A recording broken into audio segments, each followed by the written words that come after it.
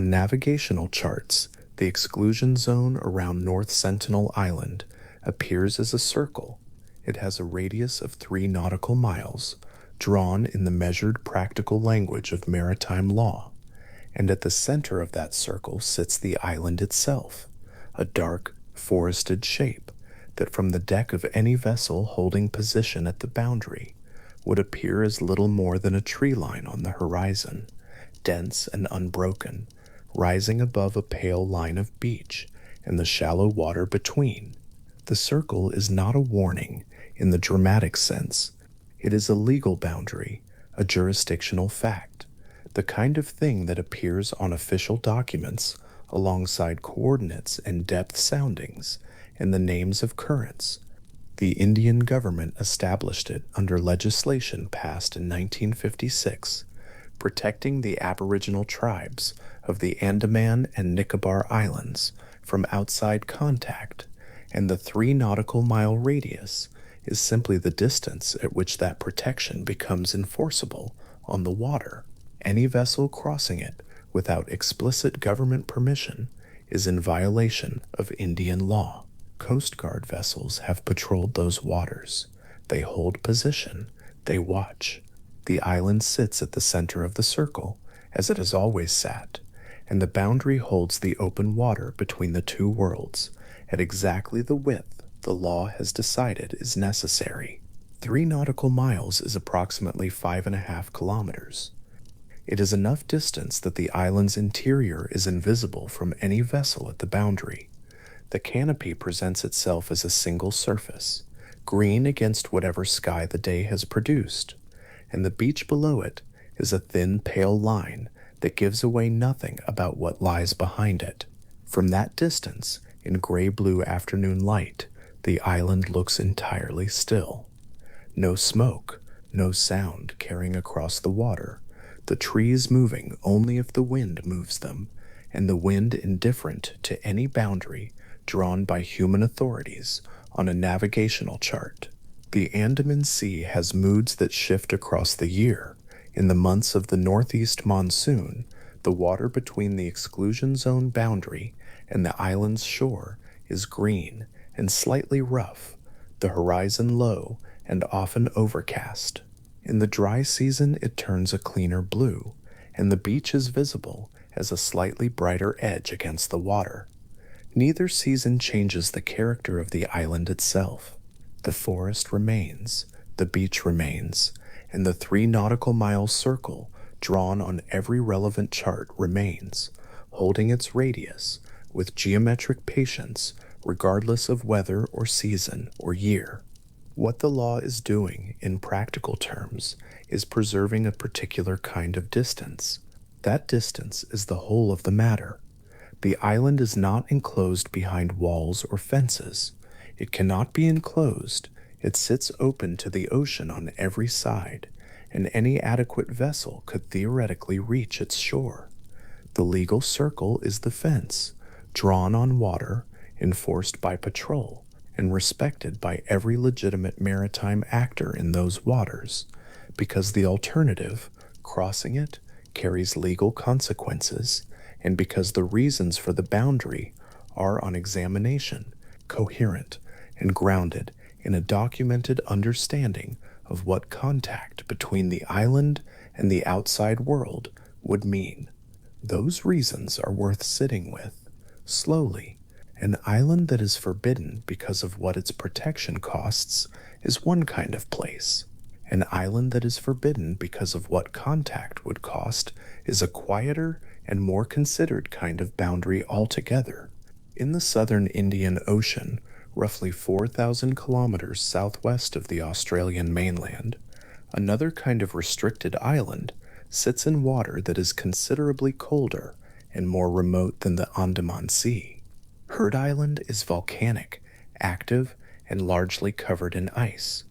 Its highest point is a stratovolcano called Big Ben, which rises approximately 745 meters above sea level, high enough that its upper flanks disappear into cloud for most of the year, and that the column of steam it occasionally exhales into the overcast Antarctic air is often the only feature visible at any distance from the surrounding ocean. The island is administered by Australia under legislation that came into effect in 2003, and any person wishing to land on it must obtain a permit. In practical terms, this requirement alone limits visitors to a very small number.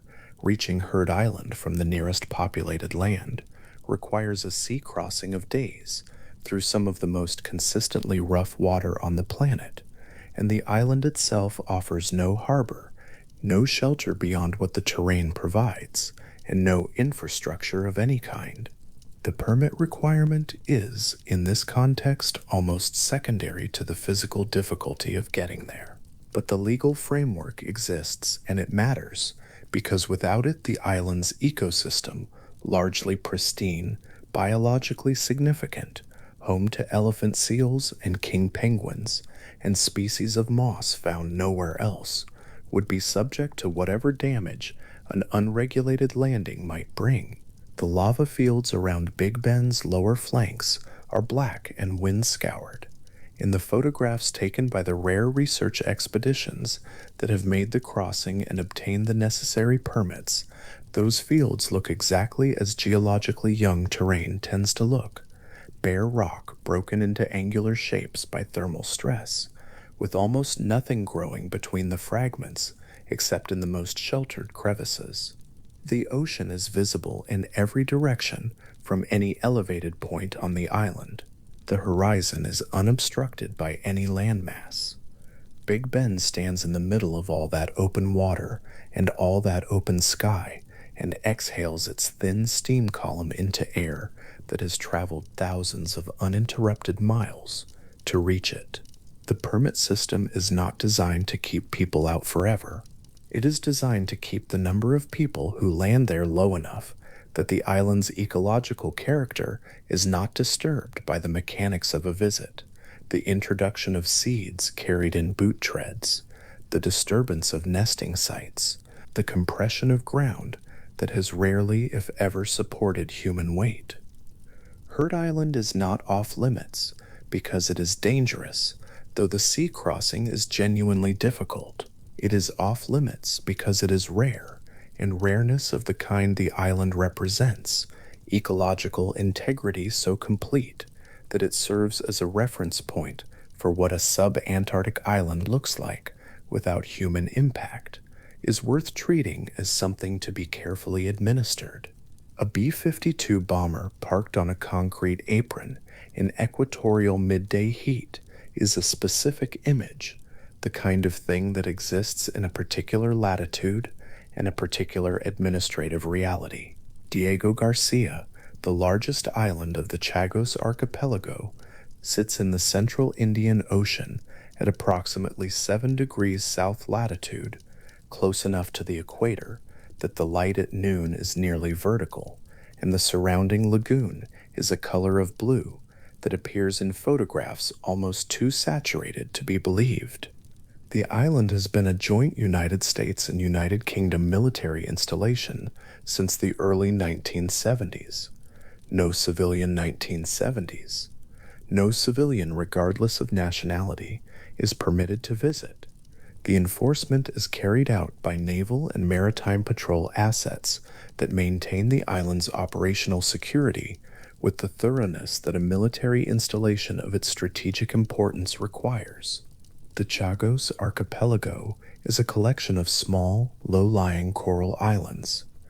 Diego Garcia is the largest of them by some margin, shaped in a rough arc around a wide enclosed lagoon, with the deep water anchorage at its southern end, and the runway long enough to accommodate the largest aircraft in the American and British inventories, running along its eastern shore.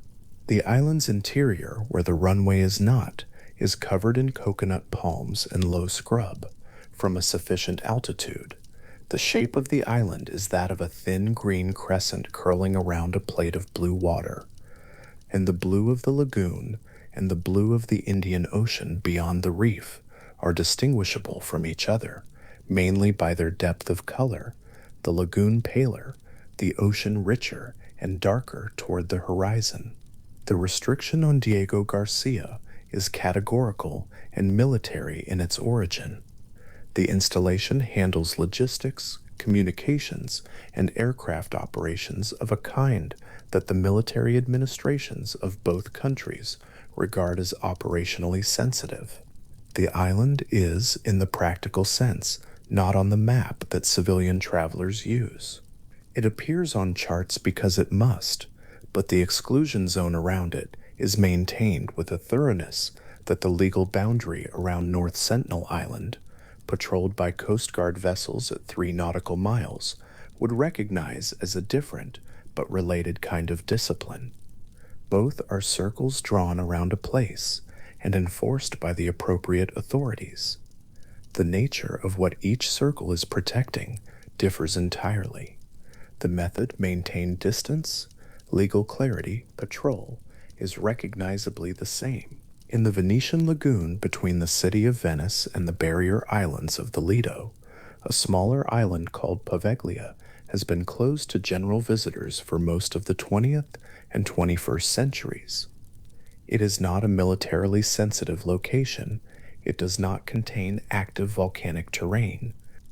What it contains, distributed through the upper layers of its soil to a depth estimated by researchers, is the remains of more than 100,000 people who died during bubonic plague outbreaks in the 18th and 19th centuries, when Venice used the island as a quarantine station, and eventually as a place where those who had died of the disease were buried en masse. The island is small.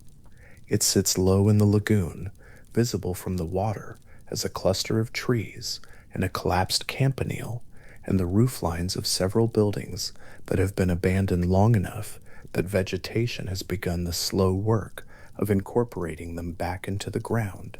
In early morning light, with the lagoon pale and the rest of Venice's skyline still soft in the distance, the island looks peaceful in the way that old, quiet places often look.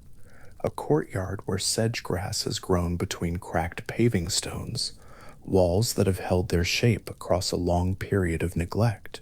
The water surrounding them on all sides catching whatever light the day has begun to offer. The soil composition of Poveglia is what it is because of a documented historical fact. The plague dead were interred here in such numbers and over such an extended period that the physical character of the ground was altered. Researchers who have studied the island estimate that up to half of the island's soil, by composition, consists of human ash and bone from those centuries of burials. The island is closed not because visiting it would be dangerous in a medical sense. The bacteria that caused bubonic plague do not persist in soil across multiple centuries in any clinically relevant way, but because the island's ownership and legal status have never resolved themselves cleanly into a configuration that permits public access, and the historical weight of what the soil contains is a factor in how the Italian authorities have tended to regard proposals for its development or opening. The island has sat as it sits, quiet in the lagoon, the sedge growing between the paving stones, the campanile leaning slightly from the vertical, the water moving around it with no particular regard for what the ground beneath contains. The North Atlantic in November of 1963 was what the North Atlantic in November usually is: cold, overcast, and reluctant to be crossed by anything that did not need to cross it. What no one aboard the fishing vessel Isle Fortu expected, on the morning of November 14th, was smoke rising from open ocean with no island beneath it. The smoke was accompanied by the smell of sulfur, which on the open sea, with no land in any direction, is a detail that would have been impossible to account for with any ready explanation. The crew reported what they saw. Scientists arrived. And in the weeks that followed, the world acquired a new island. Surtsey emerged from an eruption that had begun on the ocean floor at a depth of approximately 130 meters, roughly 32 kilometers southwest of the Vestmannaeyjar archipelago, southwest of Iceland's southern coast. The eruption column broke the surface and continued, piling material until the accumulation rose above the waterline and held. By 1967, when the volcanic activity finally subsided, the island covered approximately 2.7 square kilometers and rose 174 meters above sea level.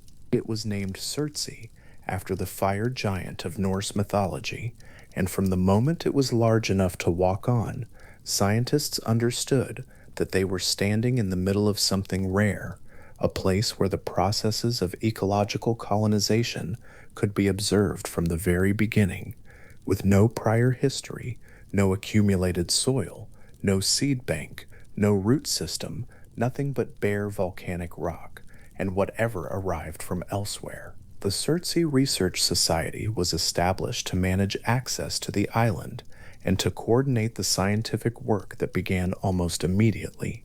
The Icelandic government, recognizing the ecological value of an island that had never been colonized, restricted access with considerable firmness from the start. The number of authorized researchers permitted to visit in any given year is small. The protocols governing what they may bring onto the island, how they must sterilize equipment, where they may walk, and how they may conduct observations are detailed and carefully maintained. The island is, in this framework, a scientific instrument as much as a geographic feature, a pristine substrate on which ecological succession is occurring in real time, and which would become scientifically worthless the moment a casual visitor walked in from the shore with seeds in the treads of their boots. What bacteria found first, when Surtsey's bare lava cooled enough to be hospitable, is a matter of documented record. Researchers were there to observe it, and they did, carefully, within months of the eruption's end. Wind carried spores, water carried organisms, birds arrived, seabirds first, using the island as a resting platform before any food source existed on its surface, and with the birds came the organic material their presence deposited. In the years that followed, mosses appeared in the crevices of the lava, where enough moisture and organic matter had accumulated to support them. Then grasses, then, after several more years, the first flowering plants. The succession proceeded in the order that ecological theory predicted it would, which was satisfying to the scientists who had been waiting to see whether theory and observation would agree on a pristine and unambiguous test case. On Surtsey, they did. The specific image that stays with people who study the island's early ecological record is of a moss colony growing in a crack in the lava, a patch of pale green, no wider than a hand, surrounded by black rock and the gray open water of the North Atlantic in every direction. That first moss colony, documented and measured and assigned to its correct scientific position in the island's developing biological catalog, represents a specific kind of beginning. Not the beginning of life. Life arrived on Surtsey within months of its emergence, carried by wind and wave and the passing of birds overhead. But the beginning of soil, the beginning of the conditions under which everything else in geological time eventually becomes possible. The island has been eroding since the volcanic activity stopped. This is not a concern in the operational sense. It is simply what islands do when they are no longer being actively built by the processes that created them. Surtsey's original 2.7 square kilometers has reduced over the decades to something closer to 1.3 square kilometers, and the process continues. The scientists who visit by helicopter, landing on the island's lava field with their notebooks and their sterilized equipment, are working against a clock that is geological rather than human in its pace.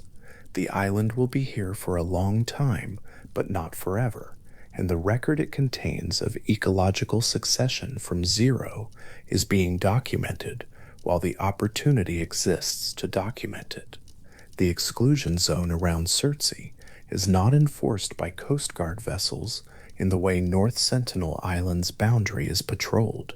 It is maintained by the Surtsey Research Society and the Icelandic government through a permitting system and through the straightforward practical reality that the island is difficult to reach and there is no reason for a non-scientist to attempt the crossing.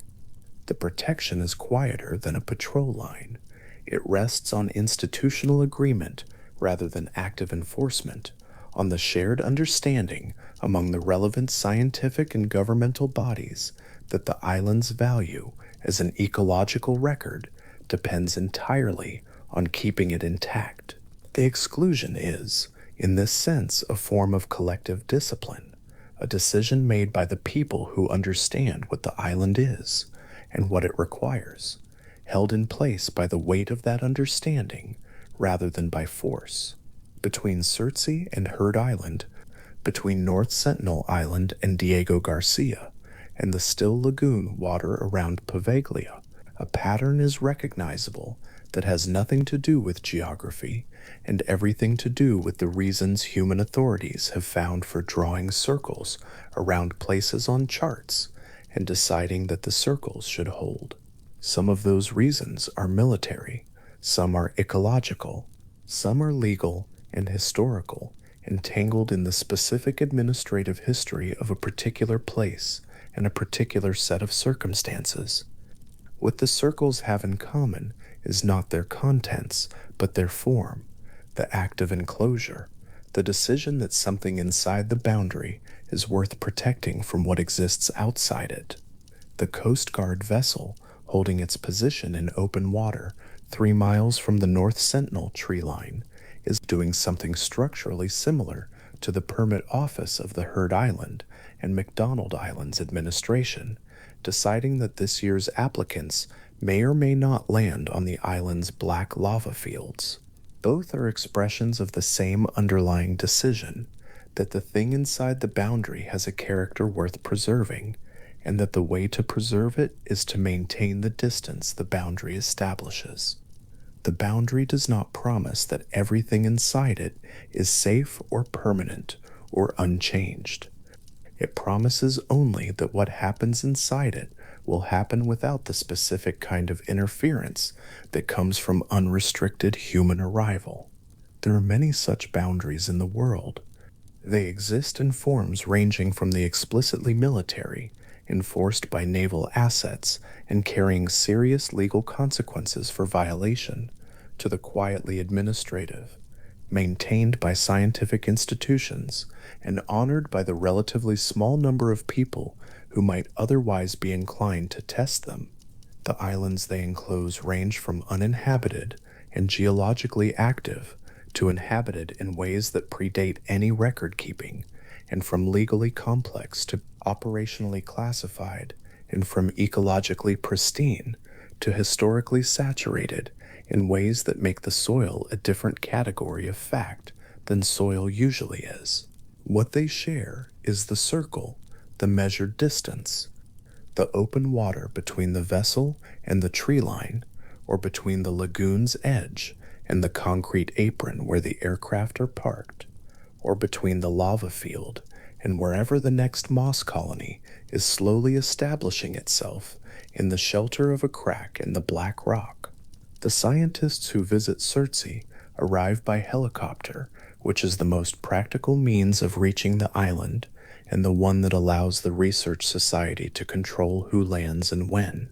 The helicopter comes in from the northeast, across the gray North Atlantic, and the island appears first as a dark shape on the water, low, with the remnants of its original elevation visible as a ridge along one edge, the lava fields extending from it in every direction down to the sea.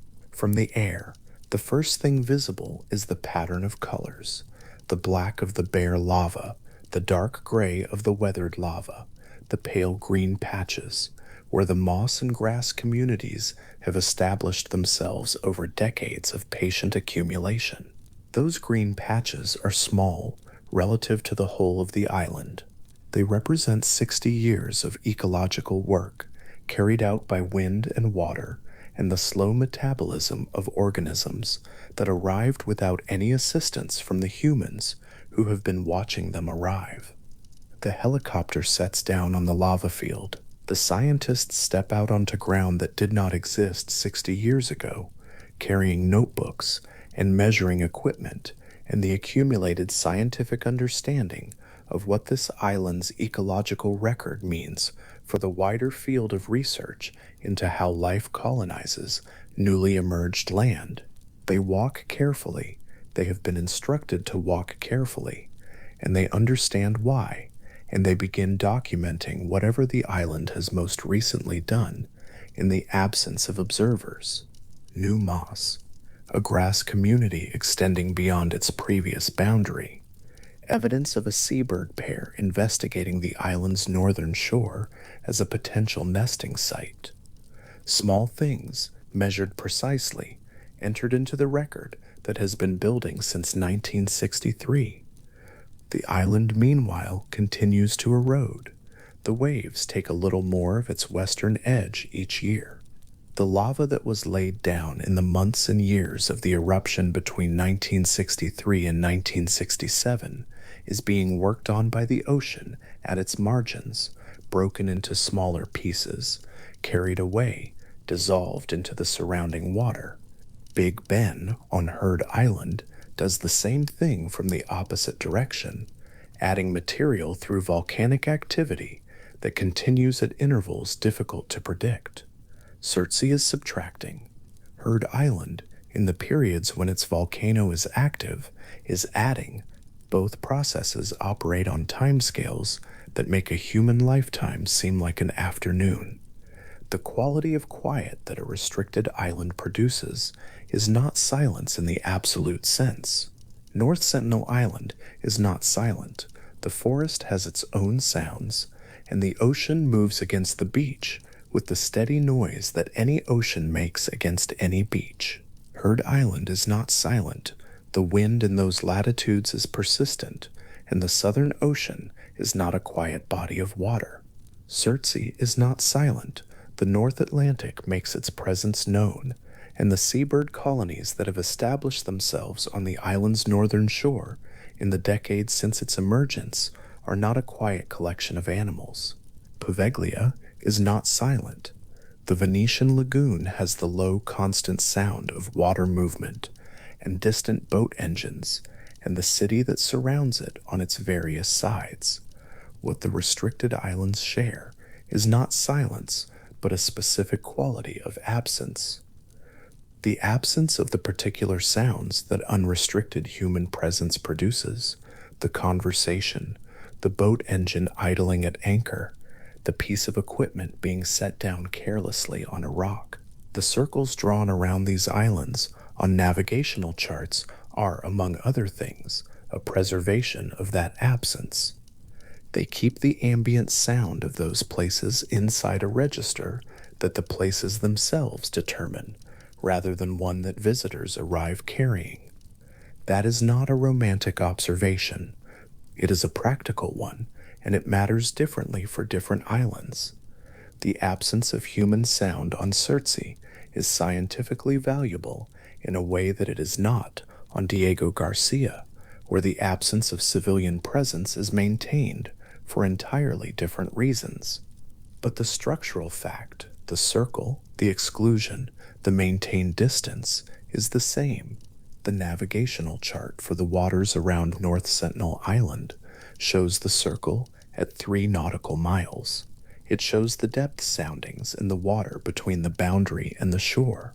It shows the pale green shape of the island, the conventional cartographic representation of land, with vegetation.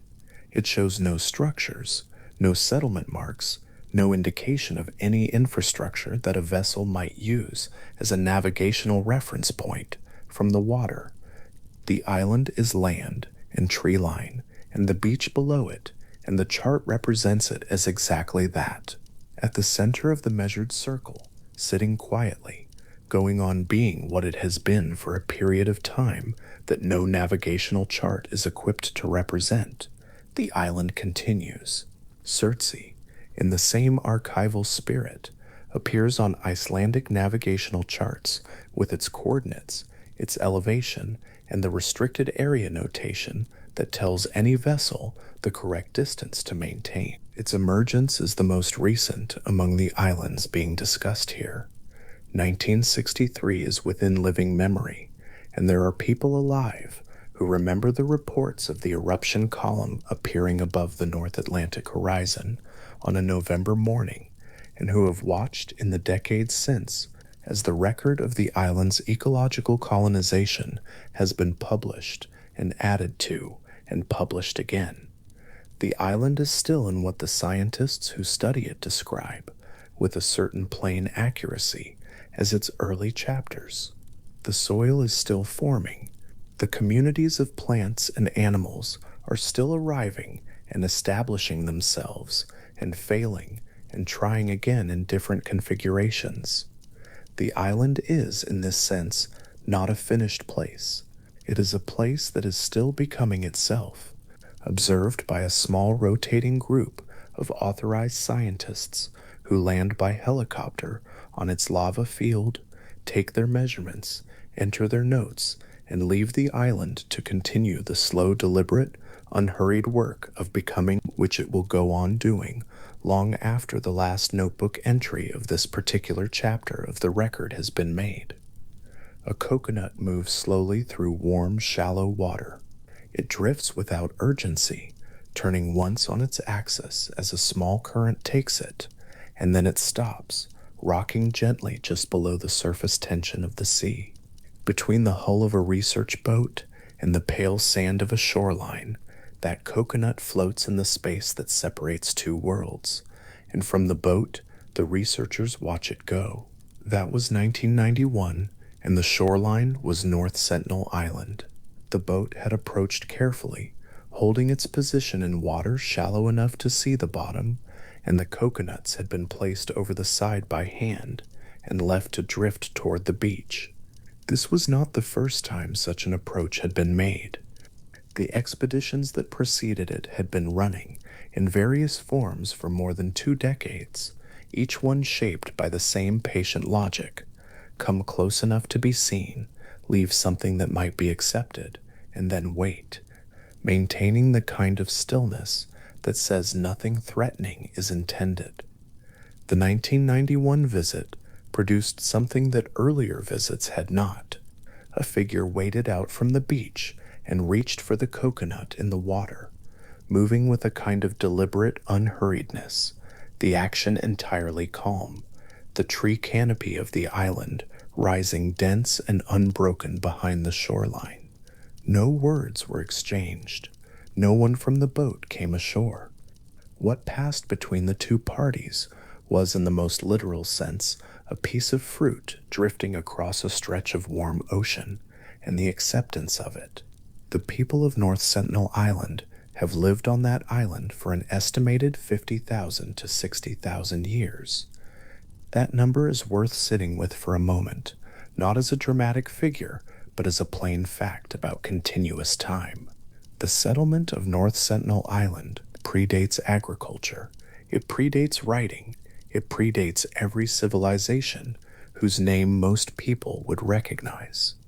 While cities were being built and abandoned and built again on every other continent, while languages rose and fragmented and spread and disappeared, a community of people remained on this island in the Andaman Sea, living within its forest and continuing.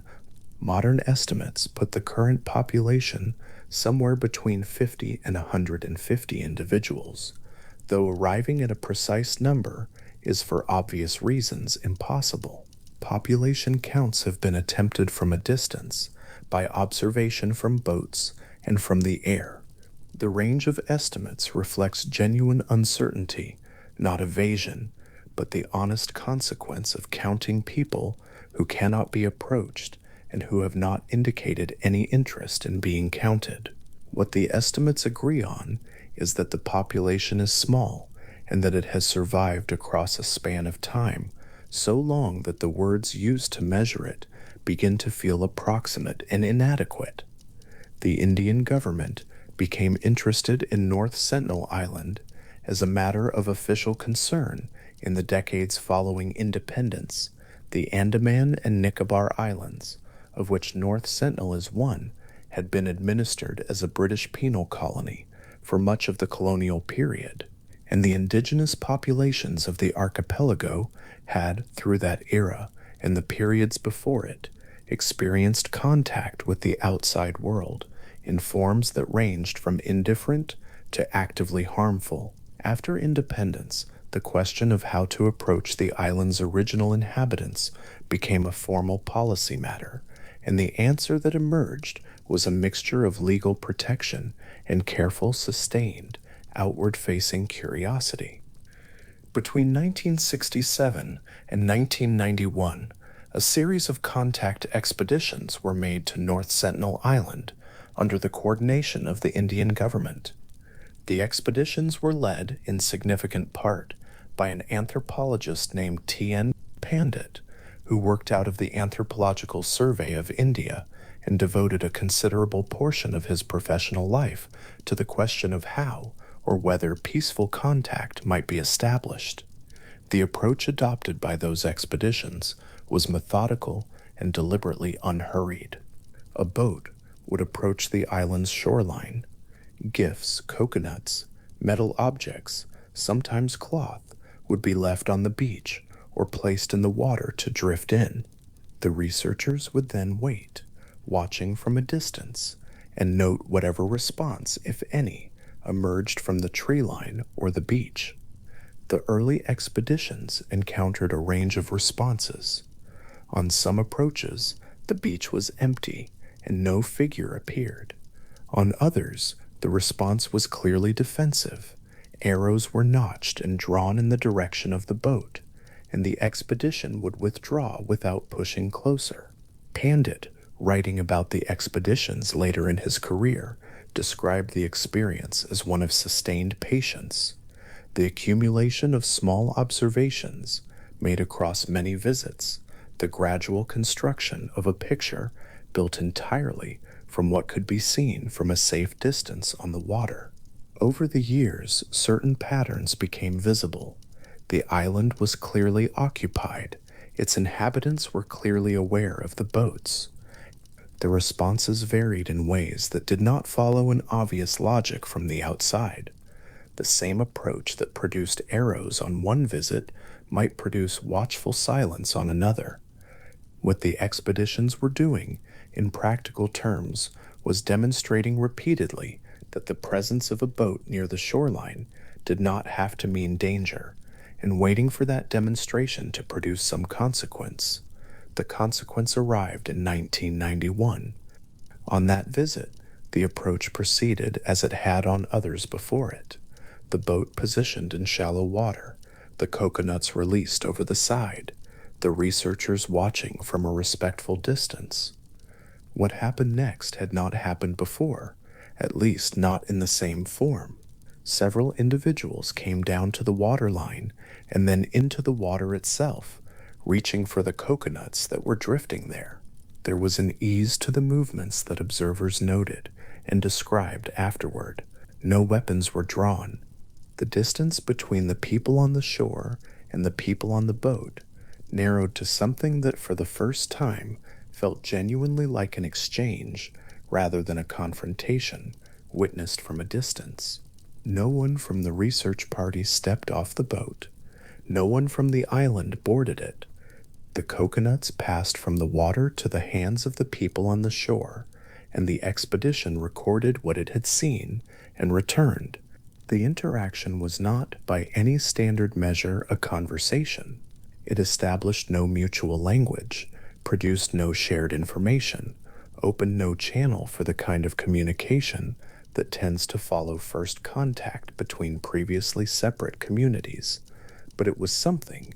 After more than 2 decades of patient work, it was at minimum a moment in which 2 groups of people occupied the same small stretch of warm water without either of them retreating. The significance that was placed on that moment by the researchers who witnessed it was real, but it was also careful. Pandit and others who wrote about the 1991 visit were specific about what it had and had not shown. It had shown that an approach was possible under certain conditions. It had not shown that those conditions could be reliably reproduced. It had not established consent for any kind of ongoing relationship. It had not resolved the fundamental question that the expeditions had been asking since 1967, which was not simply whether contact could be made, but whether contact was something that would serve the people of North Sentinel Island, on their terms, in any way at all. That question was considered seriously, and the answer that the Indian government eventually arrived at was, in practical terms, no.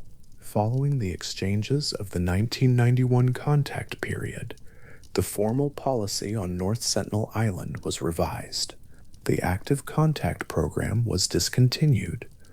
The Plate Andaman and Nicobar Islands Protection of Aboriginal Tribes Act, which had been in place since 1956, remained the operative legal framework, and the exclusion zone it established, prohibiting any person from coming within 3 nautical miles of the island without government permission, was maintained and eventually reinforced. The shift was not framed as abandonment. It was framed in the official language of the policy as a recognition that the risks of continued contact attempts outweighed any benefit that could be identified. The risks under consideration were specific. The most significant was disease. The isolation of North Sentinel Island's population for tens of thousands of years means that its people have had no exposure across all of that time to the range of pathogens that the rest of the world has encountered, survived, developed partial immunity to, and carried forward into subsequent generations. Common respiratory infections, to which most people have some degree of acquired resistance, could move through an isolated population with no such resistance in ways that the historical record of first contact between isolated communities and the wider world makes very clear. The 1991 expedition researchers were aware of this. The health of the crew members and researchers on the contact boats had been monitored precisely because the danger ran in both directions, any infectious illness being carried to the island, even unknowingly, even by someone who appeared well, could have consequences on the island that no one on the boat would ever see or be able to address. The second risk was harder to measure, but no less real. Communities that have lived in isolation for very long periods have developed across many generations and in ways that are difficult to reconstruct from outside. Entire systems of knowledge, practice, and relation to their environment that work within that environment's specific conditions. Contact with the outside world, even contact that begins in good faith, tends to introduce disruptions to those systems, whose effects are rarely predictable in advance and are sometimes irreversible.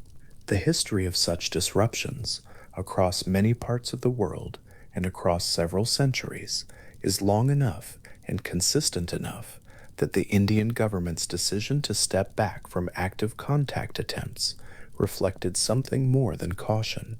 It reflected a reading of that history. North Sentinel Island is not the only island in the Andaman Sea where these questions have been navigated. The Andaman and Nicobar archipelago is home to several other indigenous communities, each with its own history of contact and its own legal standing under Indian law. The Jarawa people live on South and Middle Andaman Island in a forested territory that has been legally protected since 1956 and more formally bounded since the 1990s. The Ongo live on Little Andaman, and their population, much reduced from what it was in the 19th century, occupies a protected reserve on the island's southern tip. The Great Andamanese, whose population was once in the thousands and declined sharply through the colonial period, now number in the tens of individuals and live on a small island called Strait Island, where they have been settled for several decades. The Shompen live in the interior of Great Nicobar Island, with limited contact with the outside world and legal protections that restrict access to their territory. Each of these communities represents a different point in the long, varied, and often painful history of contact between the Andaman peoples and the world beyond the islands. Some have had more sustained interaction with Indian government agencies and outside researchers than others. Some have chosen, over time, to engage with elements of the wider world on their own terms and at their own pace. What they share is a legal framework that, whatever its imperfections and whatever the debates that surround its implementation, is oriented around the principle that the people living inside it have a prior claim on their territory and a right to determine the nature of their own contact with those outside it. The Andaman Trunk Road, a main artery running through the Andaman Islands, passes through territory used by the Jarawa. For a period, the road functioned as a corridor for tourism that brought outsiders through Jarawa land in ways that courts and advocacy organizations concluded were disruptive and potentially harmful. The Supreme Court of India issued orders restricting traffic through the buffer zone, limiting who could use that stretch of road and under what conditions. The orders were not always straightforwardly enforced. The surrounding forest, however, was dense and continuous, and the silence of the buffer zone on the stretches of road where traffic had been restricted settled back around the cleared path with the quiet persistence of vegetation that has been growing in those conditions for a very long time. What is particular about the Jarawa's situation compared to the Sentinelese is that they are not isolated in the same total sense. There has been contact, and the nature of that contact has evolved.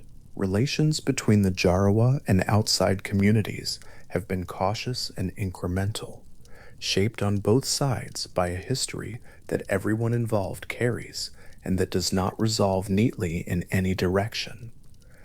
The legal protections around Jarawa territory are designed to give the community control over the pace and terms of whatever engagement it chooses to have, rather than to seal it away from all possibility of contact. The distinction matters because it shows that the policy frameworks around the Andaman peoples are not a single uniform thing. They are attempts to respond to different situations with different histories and different expressed preferences, using legal instruments that are themselves imperfect and that are subject to ongoing refinement. The Andaman and Nicobar Protection of Aboriginal Tribes Act has been amended, interpreted, and contested across the decades since its passage. The tribes it protects have, in various ways and through various intermediaries, been part of those conversations, or in the case of the Sentinelese, entirely absent from them, which is itself a kind of communication. Tien Pandit, who spent more time in boats off North Sentinel Island than perhaps anyone else in the history of the contact expeditions, wrote about the island in terms that were careful and unhurried, shaped by years of watching from a distance. He described the physical experience of approaching the island, the color of the water, the line of the tree line, the particular quality of silence that the island projected across the intervening water. He was not a person given to exaggeration about what had been accomplished. The 1991 visit, in his account, was a remarkable moment, but he was clear that remarkable is not the same as conclusive, and that nothing about the encounter resolved the larger questions it was embedded in. After the policy shift of the early 1990s, the Indian government's engagement with North Sentinel Island moved away from contact attempts and toward surveillance and protection of a different kind. Welfare flyovers were conducted periodically, particularly after significant events. The 2004 Indian Ocean tsunami, for instance, prompted aerial observation to check whether the island had sustained serious damage and whether its population appeared to be intact. The helicopter flew at altitude, the observers looking down at the island's central forest canopy from a distance that kept the interior a soft green shape, with no detail visible from that height. What they were checking for was not contact, it was continuation, the simple fundamental fact that the island and its people were still there. The tsunami that struck the Andaman and Nicobar Islands on December 26, 2004, caused enormous destruction across the archipelago and the surrounding region. North Sentinel Island is a low-lying island, and the concern in the immediate aftermath was real and warranted. The aerial observation that followed found the island apparently intact, and on the shoreline, a figure was seen to raise a bow in the direction of the helicopter, not an attack at that altitude and range, but a gesture that required no translation. The island was there, the people were there. Whatever had passed over the region had not ended what had been continuing on that island for 50,000 years. The exclusion zone is a circle on a navigational chart with the island at its center. It is also, in a sense, an acknowledgement. 3 nautical miles of open water is not a wall. It is a stated preference for distance, given legal form. The preference belongs, in the first instance, to the people on the inside of that circle who have communicated it across decades and through every means available to them, consistently and clearly. The legal framework that surrounds the island is, among other things, an attempt to take that communication seriously. What research has been possible on the island's ecology and geography has been conducted from the water, from the air, and through the analysis of satellite imagery.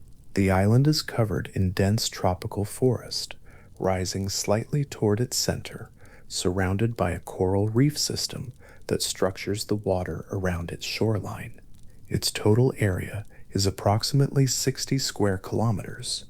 The reef, the forest, the beach, the interior, all of it is exactly as it was determined by the island itself, growing and changing at the pace of the forest and the sea, without the rearrangement that accompanies most human settlement patterns.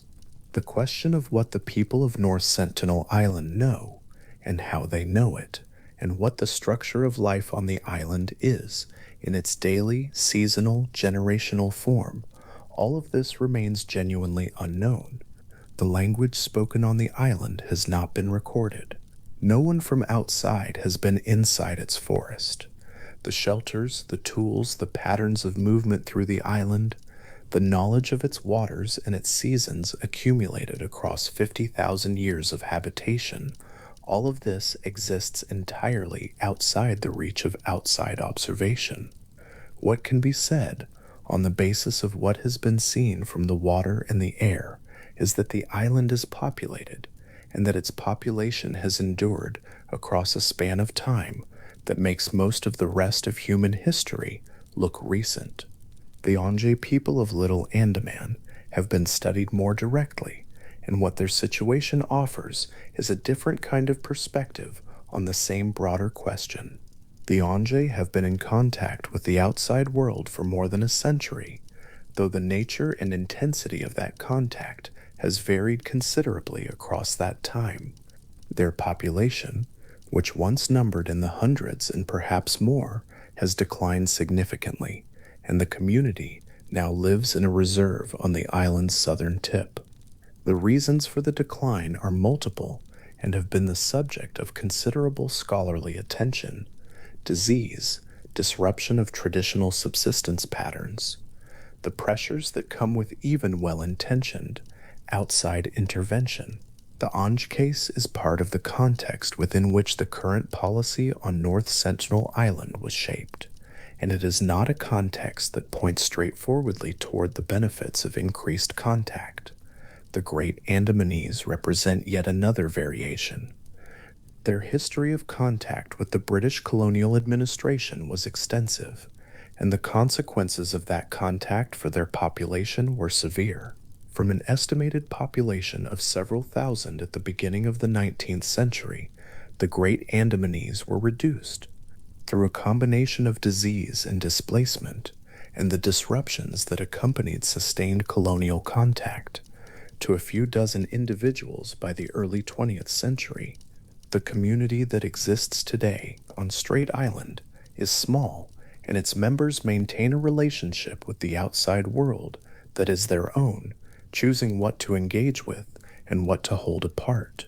Their language, of which documentation efforts have been made, is among the most ancient and linguistically distinctive in the world. The number of fluent speakers has declined to the point where its future is genuinely uncertain. Each of these communities, the Sentinelese, the Jarawa, the Onge, the Great Andamanese, the Shompen, carries a different portion of the same long history, and each exists under legal frameworks designed to offer some measure of protection against repetitions of the most damaging chapters of that history. The frameworks are imperfect.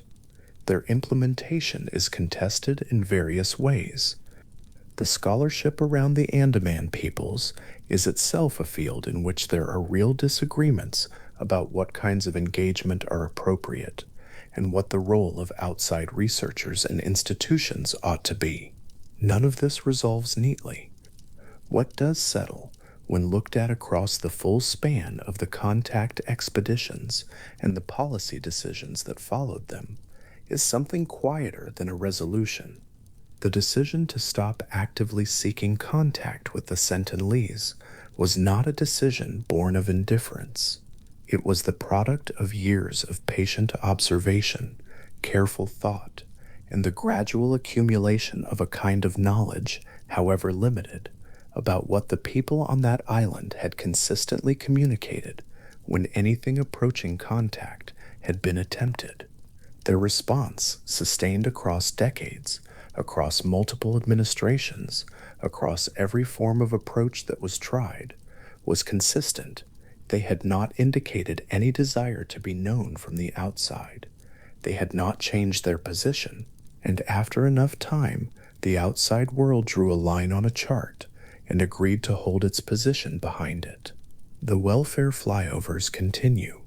The exclusion zone remains in place and is enforced. Every few years, a news cycle brings attention back to the island, usually prompted by an incident of some kind involving a person who has approached it without authorization. And then attention passes and the island continues, as it has always continued, on its own terms and at its own pace. The coconuts placed in the water in 1991 are long since dissolved. The moment they represented has been written about and analyzed and placed into the context of everything that came before and after it. The island itself holds none of this record.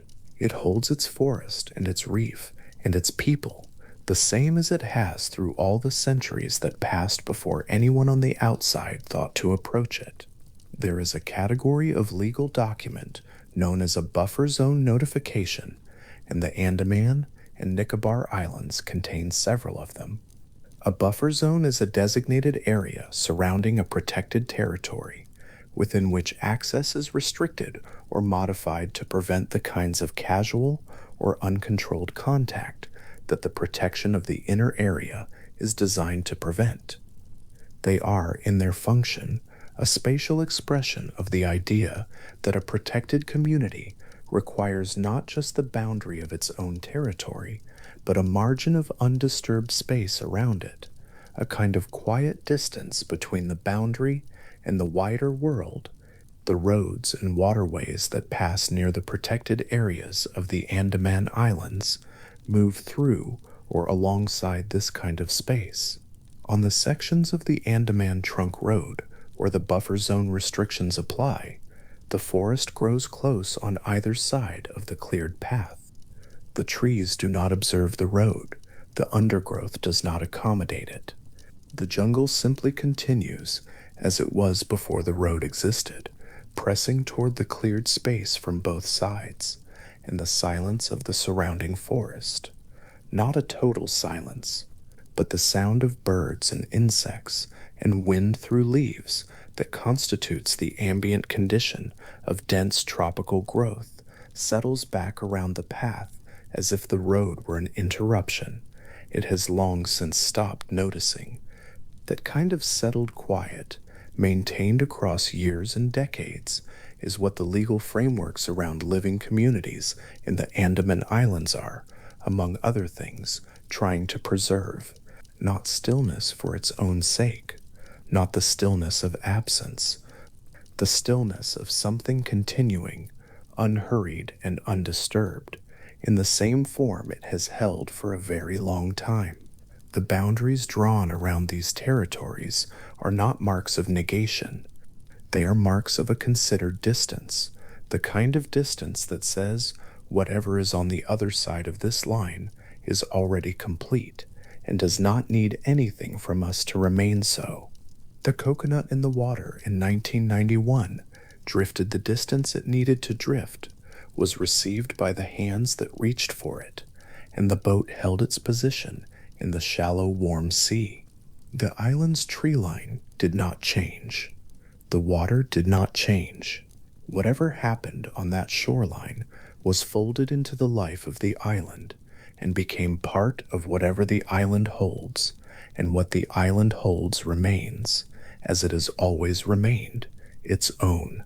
The exclusion zone on the navigational chart is a circle with a radius of 3 nautical miles, and at its center is a dark and forested shape that has been there in one form or another for 50,000 years.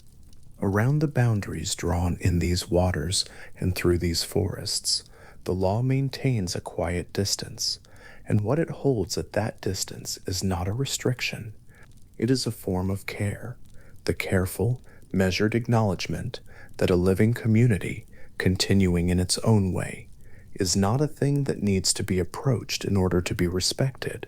On the 14th of November, 1963, the North Atlantic Ocean opened. There was no island there that morning. There was only water, gray-green, cold, running in long swells across a stretch of the ocean about 32 kilometers southwest of Iceland's Vestmannaeyjar archipelago. The seafloor beneath that water had been restless for some time, building pressure at a depth of around 130 meters, but on the surface there was nothing to see. And then there was.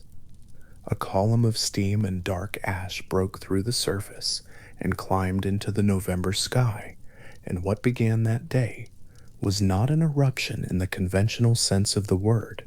It was the birth of a place that had not existed before. The water boiled where the eruption met the sea.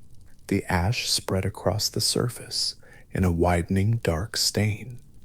By the following days, the material accumulating at the waterline had begun to hold its shape against the waves, and a few days after that, there was something solid, something that had a shoreline, something that was, by any reasonable definition, an island. The eruption that created Surtsey Island continued for almost 4 years.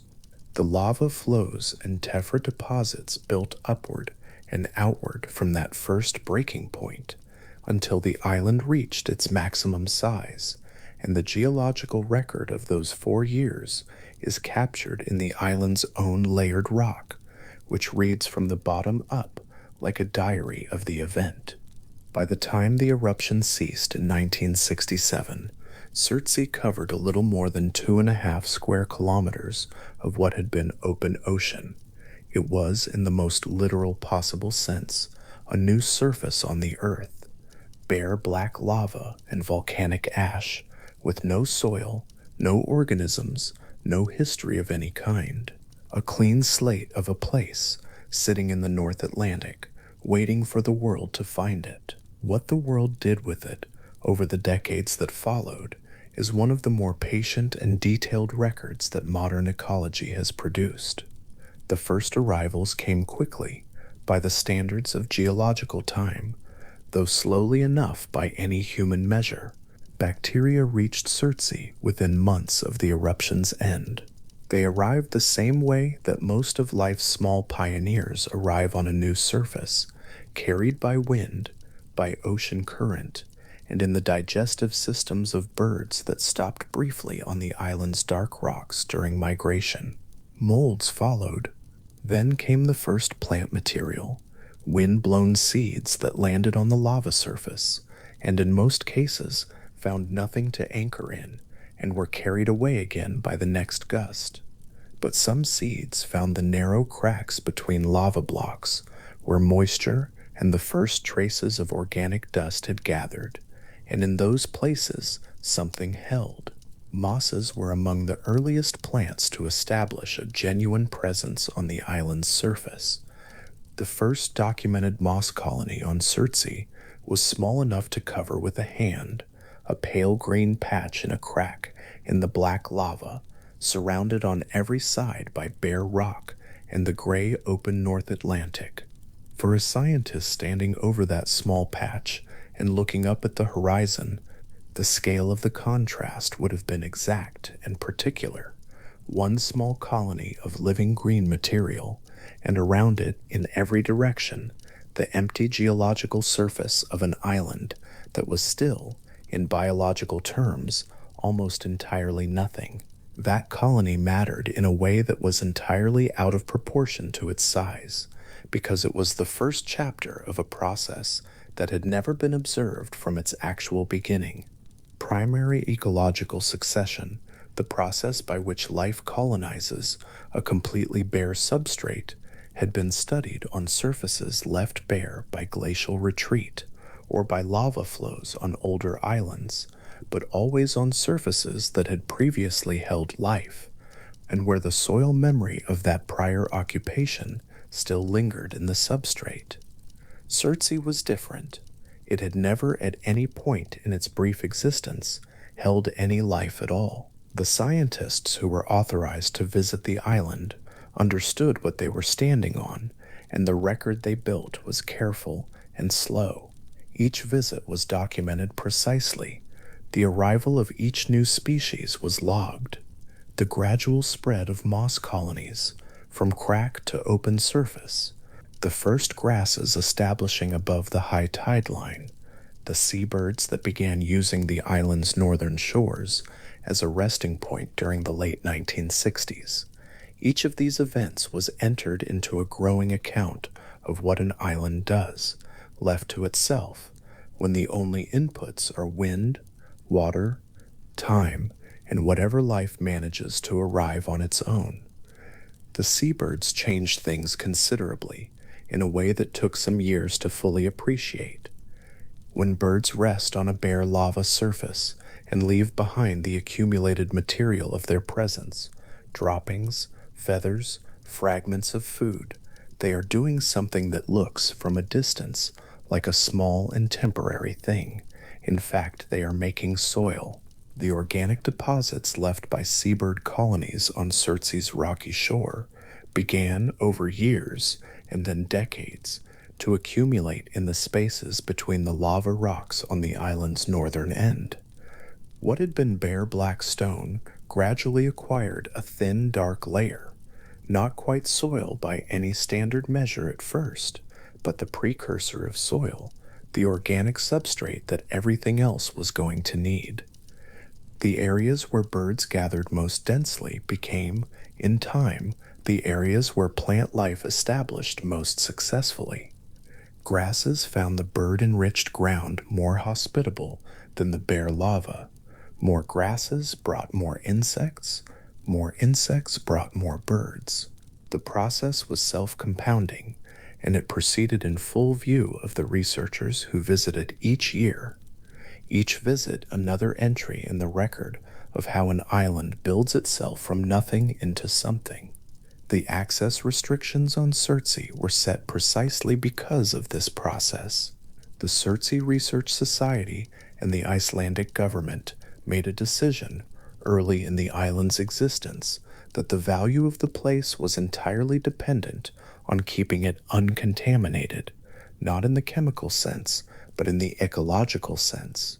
Every organism present on Surtsey needed to have arrived there without human assistance, because only that constraint would make the island useful as a record of what nature does when given a clean surface and enough time. The number of authorized visitors each year has remained small, a handful of researchers, carefully selected, arriving by helicopter or by inflatable boat onto the lava shoreline, carrying nothing that might be accidentally left behind, and removing nothing from the island that had not arrived with them. The rules are not punitive. They are the conditions of a very particular and long-running observation, and the island's value to science is directly proportional to how completely those conditions have been maintained. By the late decades of the 20th century, Surtsey had accumulated more than 60 plant species, and the bird colony on its northern shore had grown into a genuine nesting site. Seabirds were no longer just resting on the island in passing. They were returning to it each season with the specific purposeful loyalty of animals that had identified a place as home. The island had become, in biological terms, a real place. It had a working ecology, a food web, a succession of seasons that meant something to the organisms living through them, and it had all of this in under 40 years, which is against the backdrop of geological time, barely a breath. That contrast between the slowness of geology and the relative speed of biological colonization is one of the more quietly interesting things about Surtsey. The island itself is a geological product, formed over years of volcanic activity on timescales that make human activity feel very brief, but the life that arrived on its surface moved faster than the rock. The mosses and grasses and birds did not wait for the island to mature. They arrived as soon as conditions permitted and began the long, patient work of turning a lava field into an ecosystem without any particular awareness that they were doing something worth watching. What the authorized scientists have been watching in precise and careful detail for more than half a century. Far to the south, in the warm, shallow water of the western Indian Ocean, a different kind of ecological enclosure has been operating on an even longer timescale. Aldabra Atoll is part of the Seychelles, and it sits about 1,000 kilometers from the Madagascan coast in a stretch of ocean that is, for most practical purposes, very far from everywhere. The atoll's 4 main islands form a rough ring around a large enclosed lagoon, and across those islands there lives the largest population of Aldabra giant tortoises remaining anywhere on Earth. The number, when stated plainly, takes a moment to settle. Approximately 100,000 tortoises on a single atoll. Moving through the low scrub and open grassland of those 4 islands at the unhurried pace that a tortoise moves through things, generation after generation, for thousands of years without interruption. This population is not just large in absolute terms, it is larger than every other remaining giant tortoise population on Earth combined. The Galapagos Islands hold populations of giant tortoises that are celebrated and carefully studied and managed, and the total count across all Galapagos species is still smaller than what Aldabra holds in a single atoll's worth of scrubland. The reason Aldabra still holds that population is partly geographical and partly historical. The atoll's remoteness made it difficult to exploit intensively in the colonial period. Its shallow waters and complex reef system made it difficult to access. And the ecological consequence of all that difficulty was that the tortoises were left largely alone, while other populations on other Indian Ocean islands were hunted and harvested to local extinction. Aldabra survived its encounters with the outside world at a level of contact that left the tortoise population intact, and by the time formal protection was established, the atoll is now a UNESCO World Heritage Site. The population was robust enough to be self-sustaining without intervention. 100,000 tortoises moving across 4 small islands is not the same kind of visible spectacle as, say, a great migration of wildebeest across an open plain. The tortoises are distributed. They move slowly. They are patient in the way that only very large, very long-lived animals are patient in the way of creatures for which a morning is not a significant unit of time.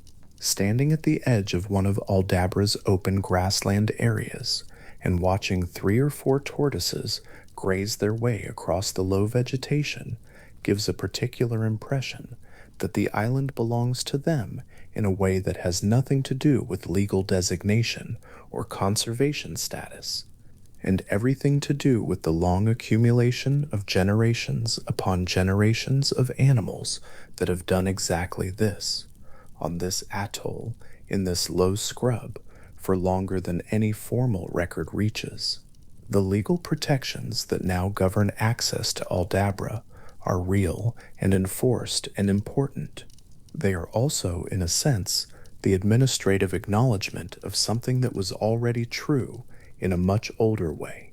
Access to Aldabra is controlled through the Seychelles Islands Foundation, which manages both Aldabra and the Vallée de Mai.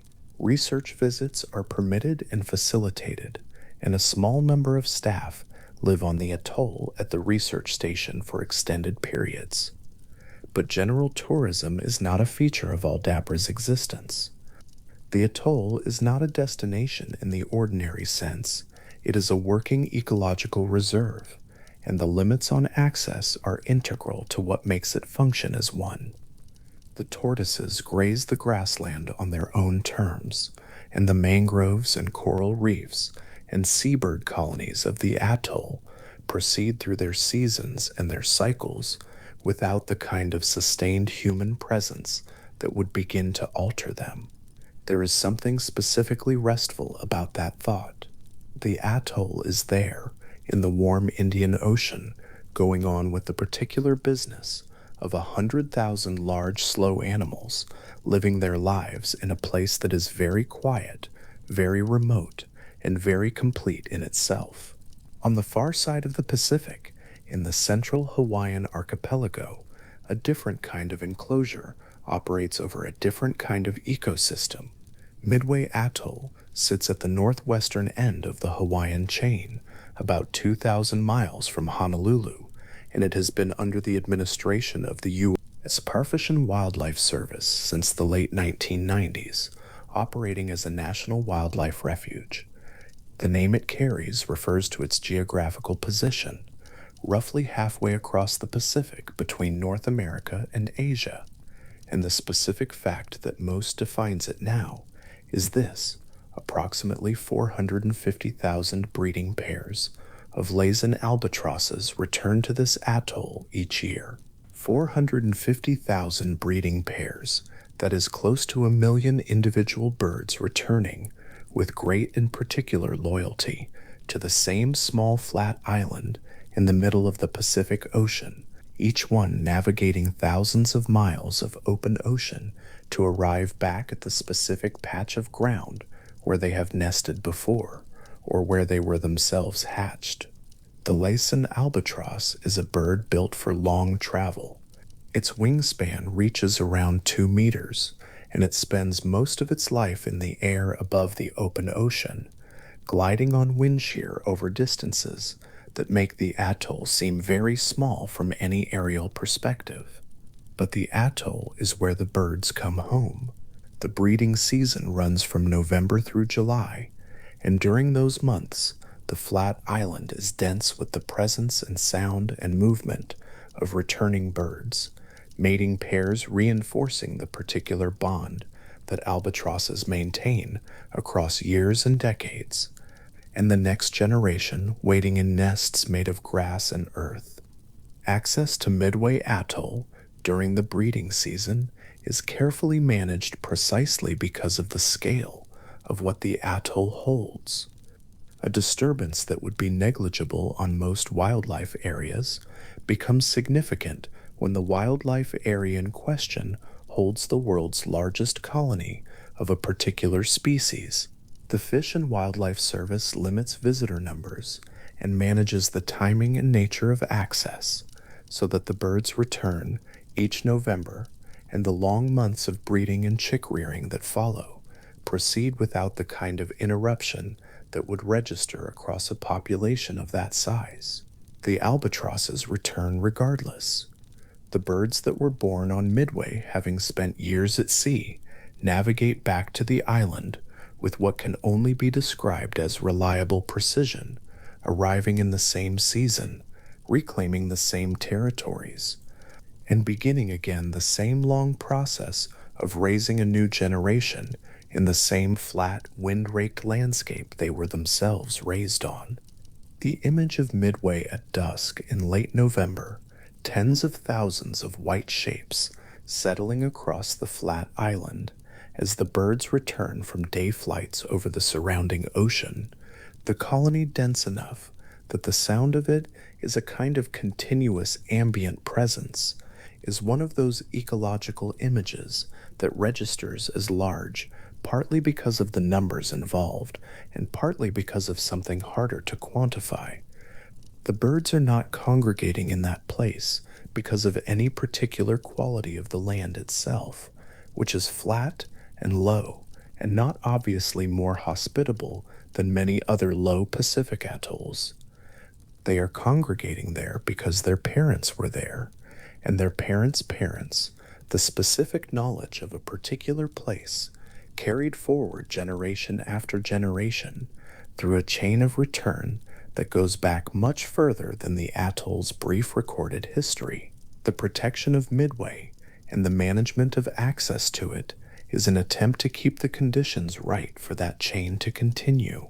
Southeast of Hawaii, far off the coast of Mexico in the eastern Pacific, there is a different kind of enclosed island entirely. Clipperton Island belongs to France, administered as a French state private property under the direct authority of the French government, and it sits alone in the eastern Pacific, about 1,000 kilometers southwest of the Mexican coast, surrounded on every side by open ocean. It has no permanent human population. It has no regular ferry service. It is by most measures one of the more isolated pieces of land in that part of the world. What it has, in addition to its isolation, is an enclosed lagoon. The lagoon at Clipperton Island is unusual in a specific and scientifically interesting way. Most atoll lagoons are in active exchange with the surrounding ocean. Water moves in and out through channels in the reef.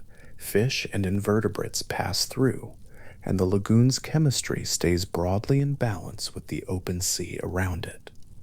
Clipperton's lagoon has no such connection. It is entirely enclosed, ringed on all sides by the low land of the atoll, with no passage to the ocean, no tidal exchange, and therefore a chemistry that has developed independently of the surrounding sea.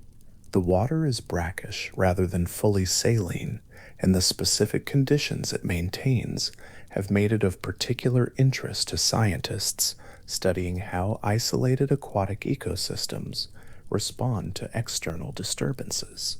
Because the lagoon is cut off, it functions almost like a controlled experiment. Changes within it are not immediately diluted or normalized by exchange with the surrounding ocean, and the record of those changes is preserved in the water itself and in the sediment below it.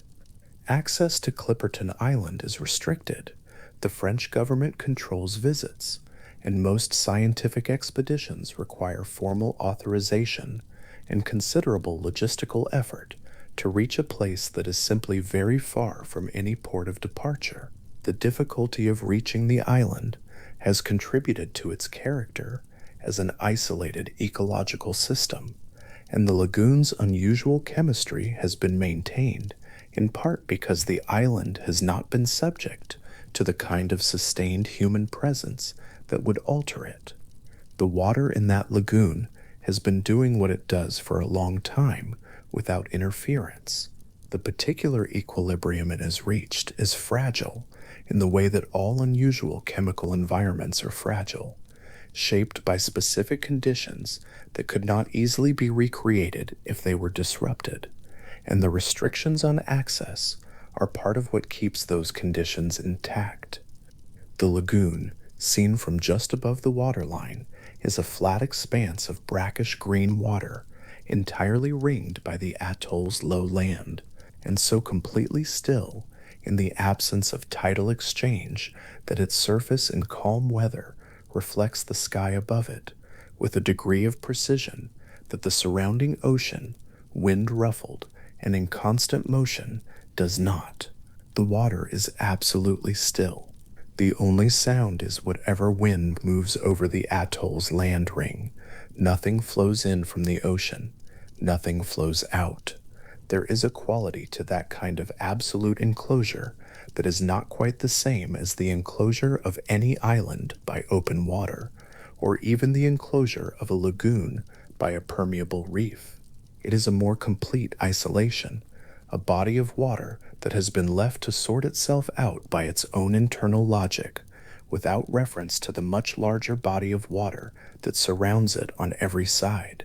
The scientists who have studied it have found that history, in concentrated form, preserved in the sediment and the water chemistry, a record of past events, past disturbances, past periods of stability, laid down in a place that has had no way to export or dilute what happened to it. Every island that exists in some kind of enclosure, behind a legal boundary, behind a management protocol, behind the simple fact of great distance, is accumulating that kind of record.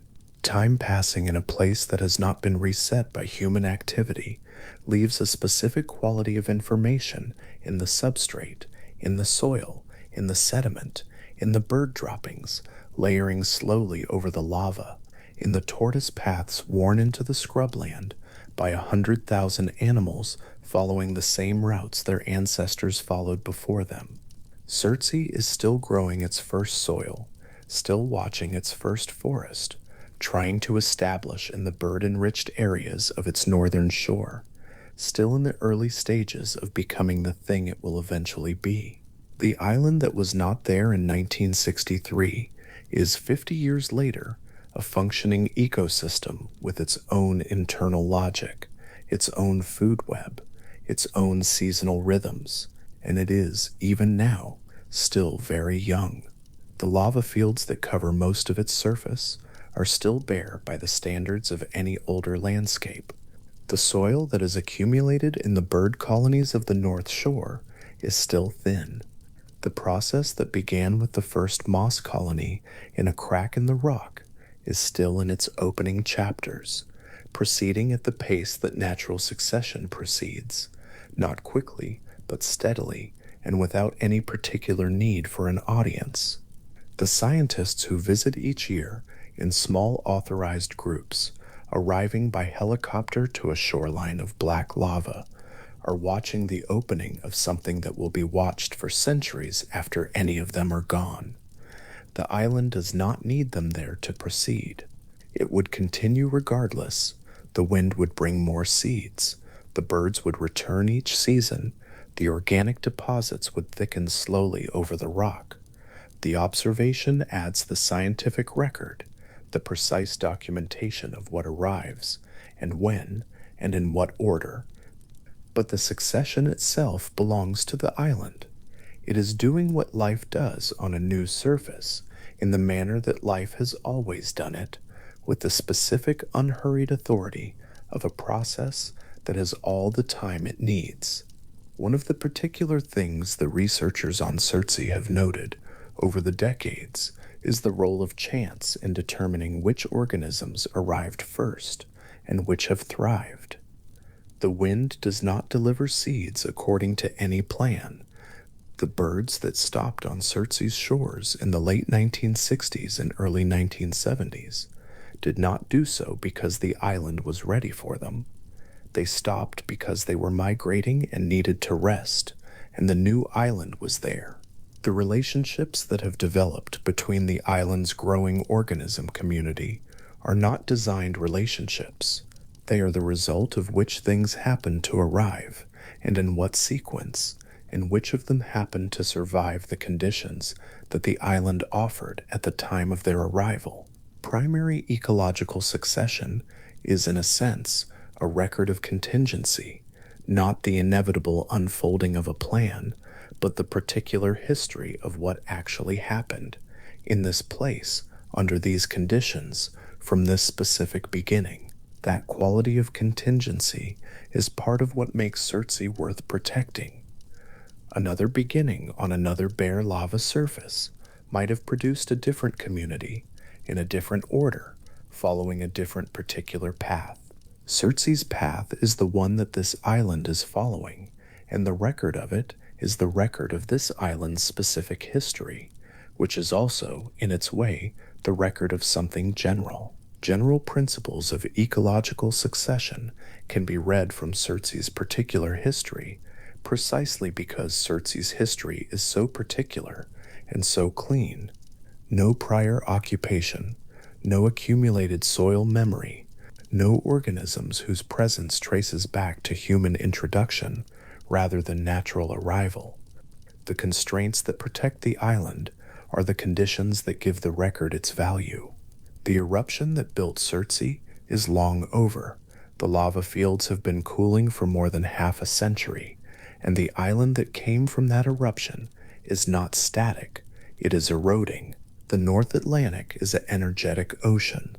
The waves that reach Surtsey's coastline have been working at the island's edges since the eruption ended, and the island that reached its maximum size in the late 1960s is smaller now than it was then. The erosion proceeds at its own pace, unhurried, and completely indifferent to any scientific interest in the island's continued existence. Each year, the coastline retreats a little further in the areas most exposed to the prevailing weather. Geologists who study Surtsey have made projections about the island's long-term future, and those projections suggest that the island will continue to shrink.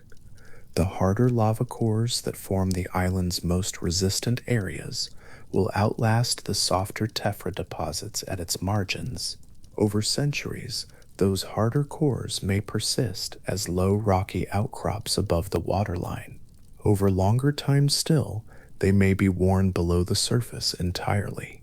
What is now an island, a named place, a functioning ecosystem, a research site with a half-century of meticulous scientific records, will eventually return to the ocean that briefly released it. How long that will take is uncertain, and the uncertainty spans a considerable range. Decades, certainly, but also possibly centuries, depending on the pace of erosion and the distribution of volcanic material beneath the island's surface. There is something specifically unhurried about that prospect when held at the right distance.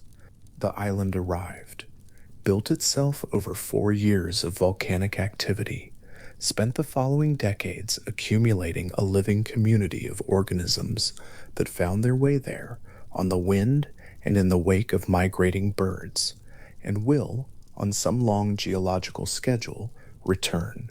The process is not circular in any neat sense.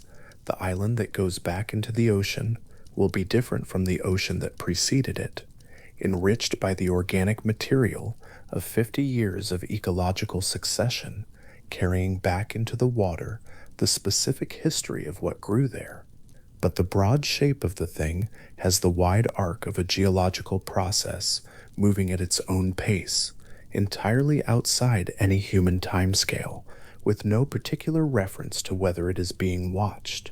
The scientists who land on the lava shoreline each year, stepping carefully from inflatable boats onto the black rock, notebooks in hand, scanning the ground for new arrivals among the mosses and grasses of the northern slopes, are watching something that does not need to be watched to continue.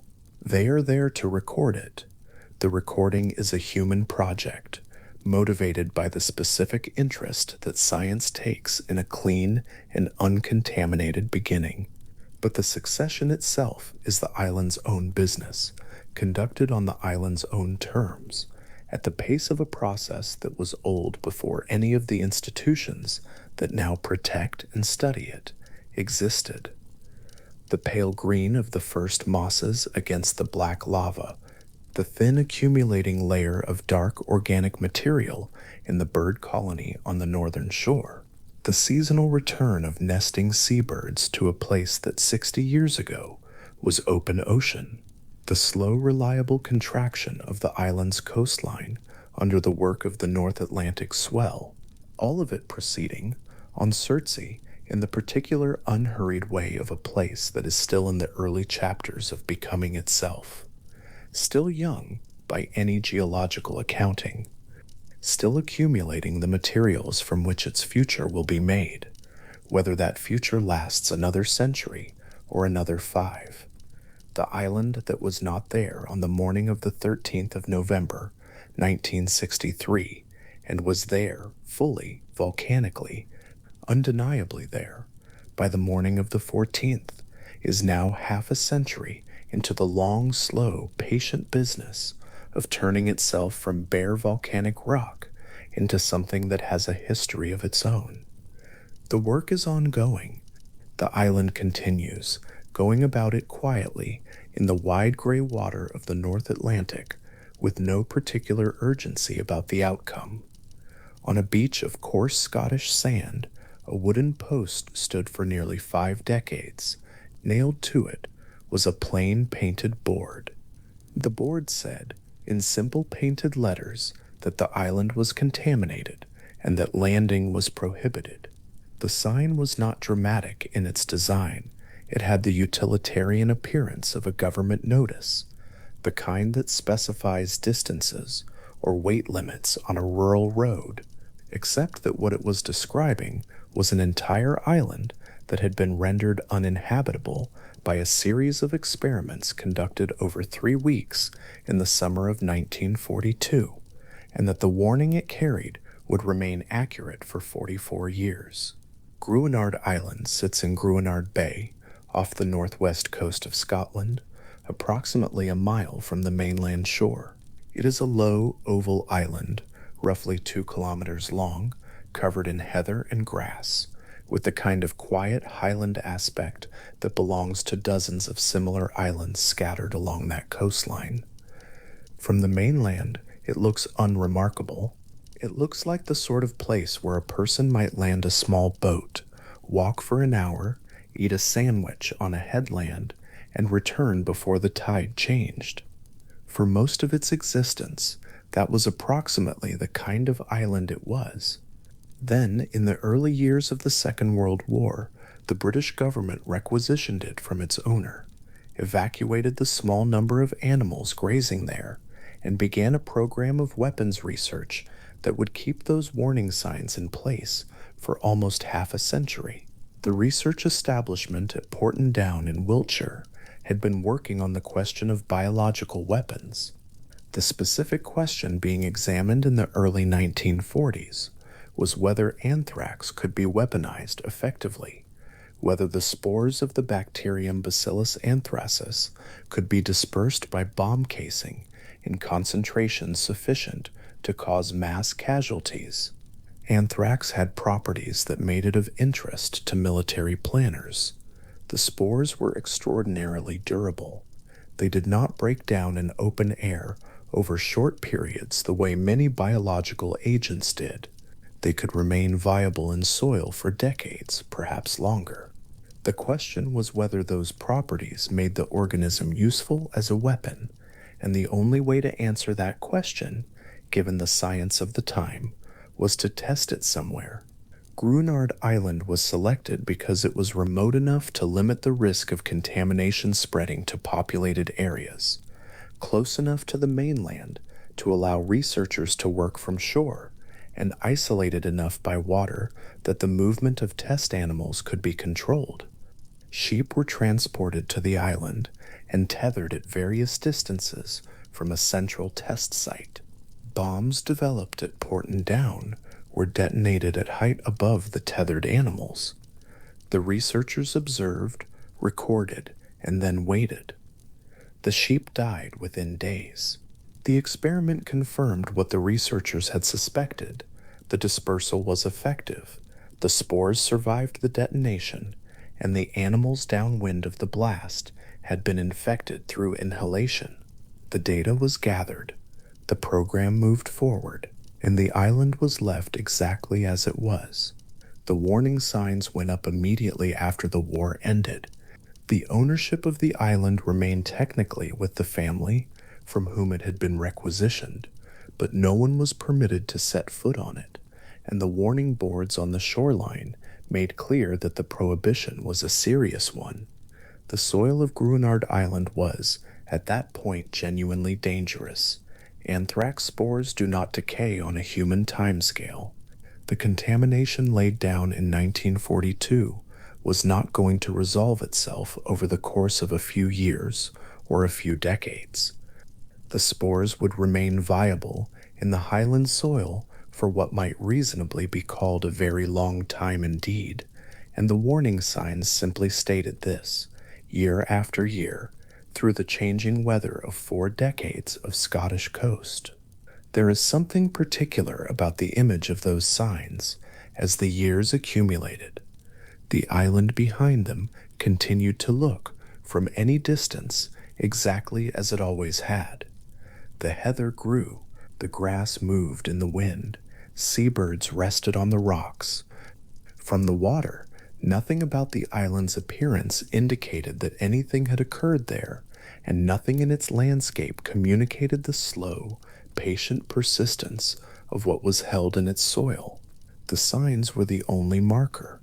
They aged with the seasons, were replaced when they became unreadable, and stood there through the 1950s and 1960s and 1970s, unchanged in their basic function, which was to mark the distance between ordinary land and land that had been made by deliberate human action into something that required keeping separate from ordinary life. By the 1980s, questions were being asked in the British Parliament about the island's future. The decontamination of Gruinard Island was carried out between 1986 and 1987, a process that was both larger in scale and stranger in character than the phrase decontamination tends to suggest. The method chosen involved 280 tons of formaldehyde solution diluted in seawater, distributed across the entire surface of the island through a network of perforated hoses laid out by contractors in waterproof gear, working in the specific gray dampness of the Scottish Highlands in autumn. The hoses ran across hillsides, through gullies, over the flat ground near the old test site. The pumps ran on the shore. The solution soaked down through the peat and the heather roots and into the upper layers of soil where the spores were concentrated. The work took months, and when the surface treatment was complete, contaminated topsoil was removed and buried. The whole operation had the character of something being done very carefully, at significant expense, to a problem that had been sitting quietly for 40 years. The island was officially declared clean in April 1990. It was returned to the family of its original owner for the sum of £500, a price described at the time as symbolic, which it was, given that the island had been contaminated at government expense and cleaned at government expense, and what was being returned was not quite the same object that had been requisitioned, though it looked the same from the water. A flock of sheep was put ashore as a biological confirmation trial. The animals grazed. They did not become ill. A Coast Guard vessel offshore recorded the observation. The sheep moved across ground that had been, not long before, among the more dangerous surfaces in the British Isles, and they were unaffected, and that was the end of the formal monitoring period. Gruinard Island is accessible now in the technical sense that no law prohibits landing on it, and the warning signs that stood for nearly 5 decades are gone. The heather has grown back over the treated soil. The island has the same aspect it had before any of this occurred.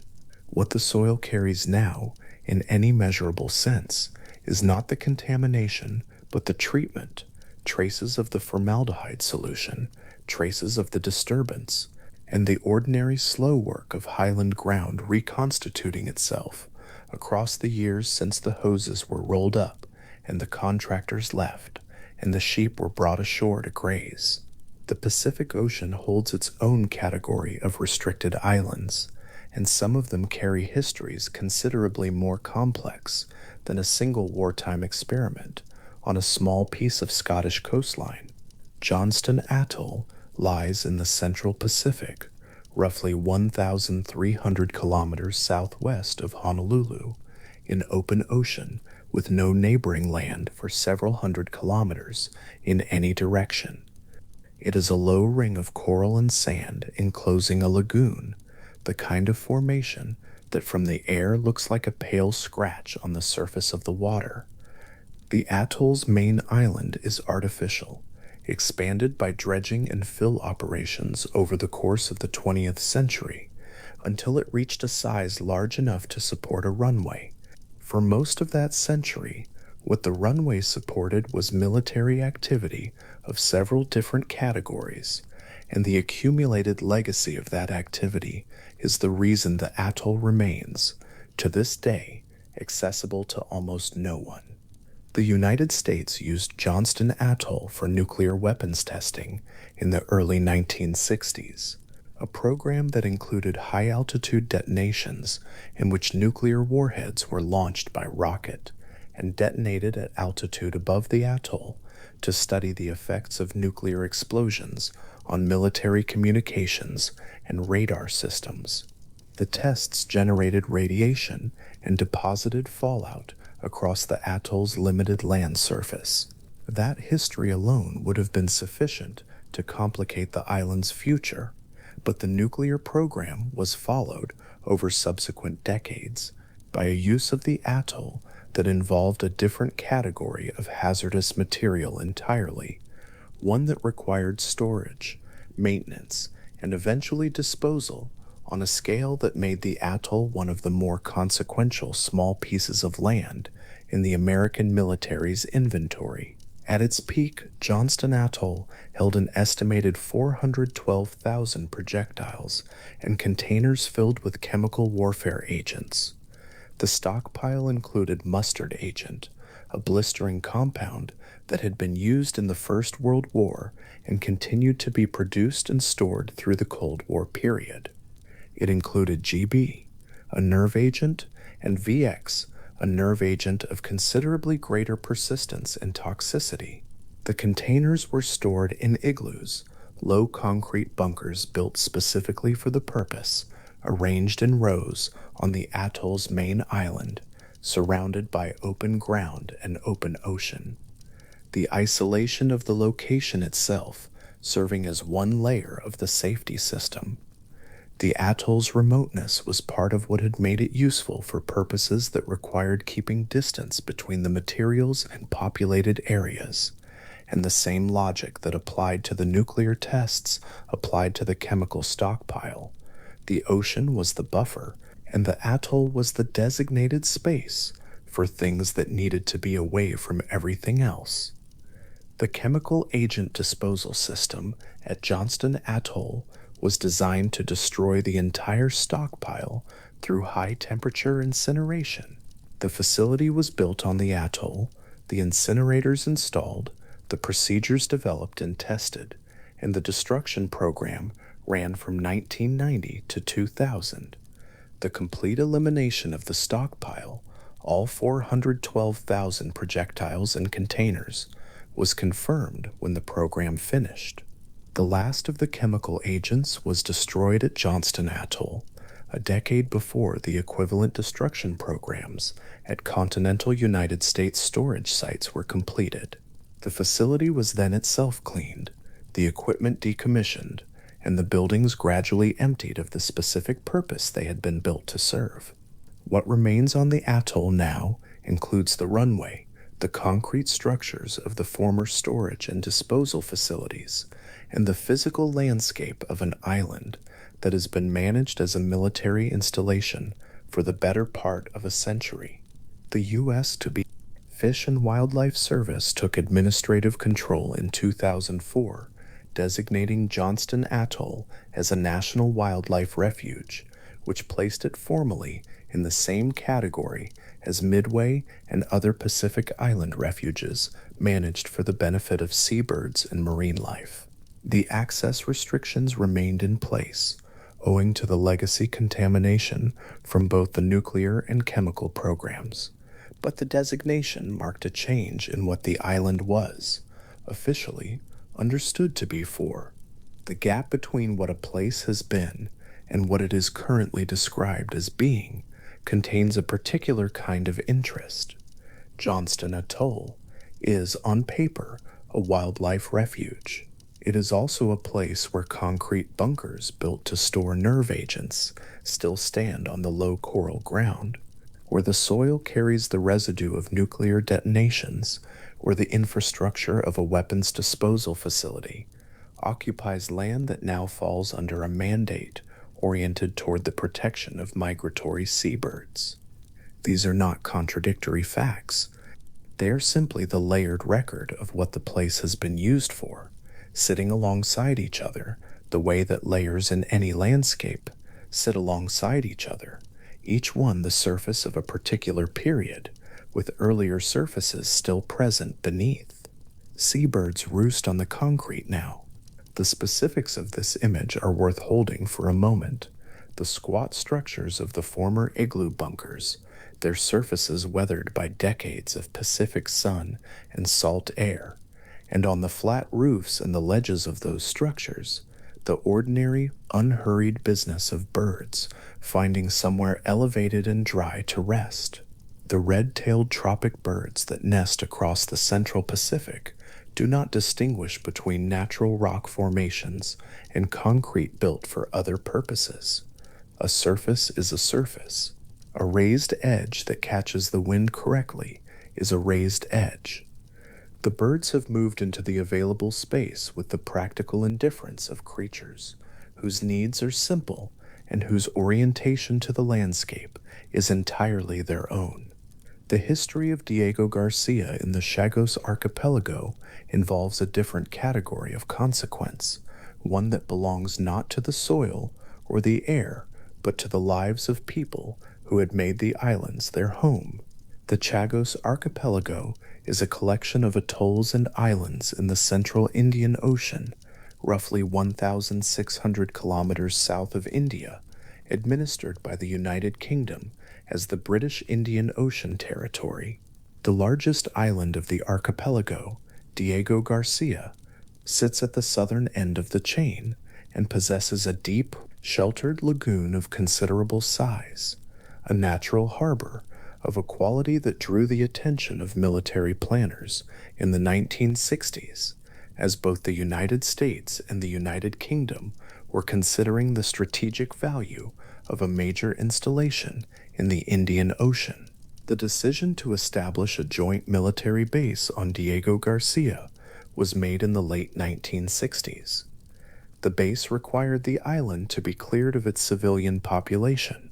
The Chagosians, a community of approximately 1,500 to 2,000 people who had lived on the islands of the Chagos archipelago for multiple generations, had their origins in the workers brought to the islands to labor on coconut plantations in the 18th and 19th centuries, and over the generations they had built a settled community with homes and churches and cemeteries, and the accumulated texture of lives lived in a specific place over a long time.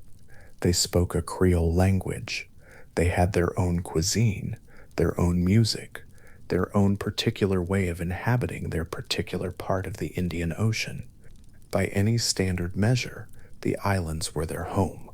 Between 1968 and 1973, the Chagosian community was systematically removed from the archipelago. The process unfolded in stages, with residents of the outer islands relocated first, and the population of Diego Garcia itself moved last. Families were told they were being relocated temporarily. The pets and livestock that could not be transported were killed. People were put on ships with whatever they could carry. They arrived in Mauritius and the Seychelles, places where they had no established community, no housing arranged in advance, and no clear path to the kind of settled life they had left behind. The compensation they received was described by later assessments as minimal. Many settled into poverty in their new locations. The community that had existed across the Chagos Islands dispersed into the margins of places that were not theirs. Diego Garcia was developed into a major military installation, serving as a base for naval operations, strategic bombers, and the broader projection of military power across the Indian Ocean region and beyond.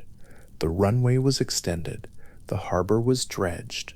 The base grew into one of the more significant military facilities in the world in terms of its strategic positioning and its operational history. The island that had held a community of coconut farmers and fishermen was reshaped over the following decades into a concrete and asphalt platform of considerable military purpose, and the Chagosians watched this happen from Mauritius and the Seychelles, where many of them still live, in communities that have maintained their language and their memory of the islands with considerable tenacity across 50 years of distance. There is an elder in Mauritius who holds a photograph of Peros Banos, the island where she was born, taken before the displacement. The photograph shows a beach lined with palms, and behind the beach, the low roofs of a small settlement. The image has been handled many times. The paper is soft at the edges, and the colors have shifted in the way that photographs from that era shift, the blues going slightly green, the shadows losing their depth. She was one child among many on that island, in a community that had been there long enough for the place to feel simply like the world. The ocean on one side, the lagoon on the other, the familiar sound of the particular wind that came across Peros Banos in the early morning. The photograph does not show the wind, but it shows the place the wind belonged to, and that is what she has kept. The waters around Diego Garcia are patrolled by naval and maritime assets that enforce the exclusion zone around the installation. No civilian vessel approaches. No tourist reaches the atoll's beaches. The installation operates under military rules that keep it entirely separate from the kind of access that might allow the Chagosian community to return, even temporarily, to the islands they were removed from. The island continues, in physical terms, exactly as islands do, the coral growing on the outer reef, the tropic birds nesting in the interior, the lagoon catching the equatorial light at the specific angle that a lagoon at that latitude catches it in the afternoon, and the military base occupies the land surface of an island that existed for a long time before it was needed for that purpose, and that will exist for a long time after the purpose has changed. The Bikini Atoll in the Marshall Islands holds a different category of legacy, one recorded in the soil and the water and the hulls of ships resting on the floor of the lagoon. The United States conducted 23 nuclear weapons tests at Bikini Atoll between 1946 and 1958, a program that reshaped the physical landscape of the atoll and the surrounding seabed in ways that remain measurable today. The test series began in 1946 with Operation Crossroads, in which ships from the surrendered fleets of the Second World War were anchored in the lagoon and exposed to nuclear detonations, partly as a scientific exercise and partly as a demonstration of atomic capability. Operation Castle Bravo was the largest of the tests conducted at Bikini Atoll. Detonated on March 1st, 1954, the device was a dry-fuel thermonuclear weapon and the yield it produced was approximately 15 megatons of explosive force, roughly 2.5 times greater than the scientists who designed it had predicted. The discrepancy between the predicted yield and the actual yield was the result of a reaction pathway that the designers had, at that point, not fully accounted for in their calculations. What this meant in practical terms was that the fireball, the shockwave, and the distribution of radioactive fallout were all substantially larger than the exclusion zone established around the test site had been designed to accommodate. Fallout traveled east on the upper winds and descended over inhabited atolls in the Marshall Islands, over a Japanese fishing vessel called the Lucky Dragon No. 5, and over an area of open ocean that no one had treated as being within the range of consequences. The Bikinians, the people of Bikini Atoll, had been relocated before the test program began. In 1946, American officials asked the community to leave their home island temporarily to allow the tests to proceed, framing the request in terms of the benefit it would bring to humanity. The Bikinian king, Judah, agreed. The community was moved to Rongerik Atoll, a smaller and less fertile island where the food and water were inadequate for the population relocated there. Later moves followed, and the Bikinian community spent decades in displacement before a partial return was attempted in the 1960s, a return that had to be abandoned when it became clear that the soil of Bikini Island remained too contaminated for safe habitation. The atoll was designated a UNESCO World Heritage Site in 2010, which placed it among the most formally recognized landscapes on Earth, in the same category as the Galapagos Islands and the Great Barrier Reef. The designation acknowledged something that most assessments of nuclear test sites do not typically acknowledge, that the atoll's landscape, including the ships sunk in its lagoon and the altered ecology of its islands, constituted a record of an event of genuine historical significance, and that the place deserved a form of formal recognition and protection rather than simply continued restriction. The ships on the floor of Bikini's lagoon have been there since 1946. They include the Saratoga, an aircraft carrier, and the Nagato, the Japanese flagship from which Admiral Yamamoto had directed the attack on Pearl Harbor, and a number of other vessels from the fleets of the Second World War, all anchored in the lagoon for the crossroads tests and sunk by the detonations or by the damage those detonations caused. They lie in water between 30 and 50 meters deep, their superstructures rising through clear lagoon water, their gun turrets and flight deck equipment and bridge structures all present in the specific stillness of things that have been in one place, undisturbed, for 8 decades. Coral has colonized the hulls.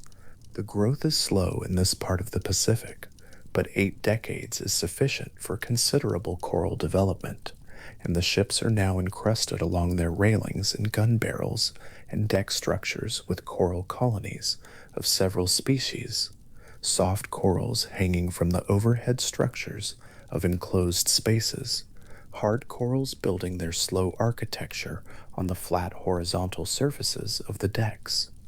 Fish move through the bridge windows. Sharks are reported regularly in the deeper water around the hulls.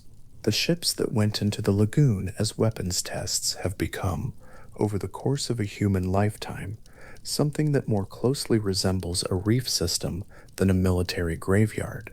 Access to Bikini Atoll is restricted to a small number of scuba divers each year, traveling on carefully managed expeditions to dive the wrecks. The diver descending through the clear blue water of Bikini Atoll's lagoon toward the deck of the Saratoga is moving through a space that holds within it several overlapping histories simultaneously: the history of the tests, the history of the ships themselves, the history of the Bikinian community's displacement, and the slow separate history of the coral and the fish which began when the ship settled on the bottom and has been proceeding according to its own entirely indifferent logic ever since. These histories do not resolve each other. They simply coexist in the same body of water, each one proceeding at its own pace. The world has a long practice of designating specific pieces of ground for specific purposes, and then living with what those designations leave behind. Gruinard Island was a test site, and then a warning sign, and then a decontamination project, and then a piece of returned Scottish heathland. Johnston Atoll was a storage facility for the most dangerous chemical compounds that mid-20th century military technology produced, and then an incineration site, and then a wildlife refuge where birds roost on the concrete of bunkers that once held nerve agents. Diego Garcia was a palm-covered atoll where people had lived for generations, and then a military installation of strategic significance, and then a place that could only be seen from a specific distance by a specific category of observer under specific conditions of authorization. The common thread in each of these histories is not secrecy for its own sake, or military necessity as an end in itself, but simply the accumulation of consequence. Every decision made about a restricted island, to test a weapon on it, to base an installation on it, to store a material in its soil, produces a downstream reality that persists long after the original decision has passed. Gruinard's formaldehyde treatment in 1986 was a downstream reality of 3 weeks of anthrax testing in 1942. Johnston Atoll's National Wildlife Refuge designation in 2004 was a downstream reality of decades of chemical weapons storage that had itself followed decades of nuclear testing. The Chagassian elder holding her photograph of Peros Bonchos is a downstream reality of a strategic calculation made in an office in Washington or London in 1965. None of this is framed here as simple or as settled. It is framed as what it is, the accumulated record of what happens when an island is enclosed within a boundary and given over to a single purpose, and then the boundary shifts, or the purpose changes, or the people who made the original decision are no longer there to own the consequences.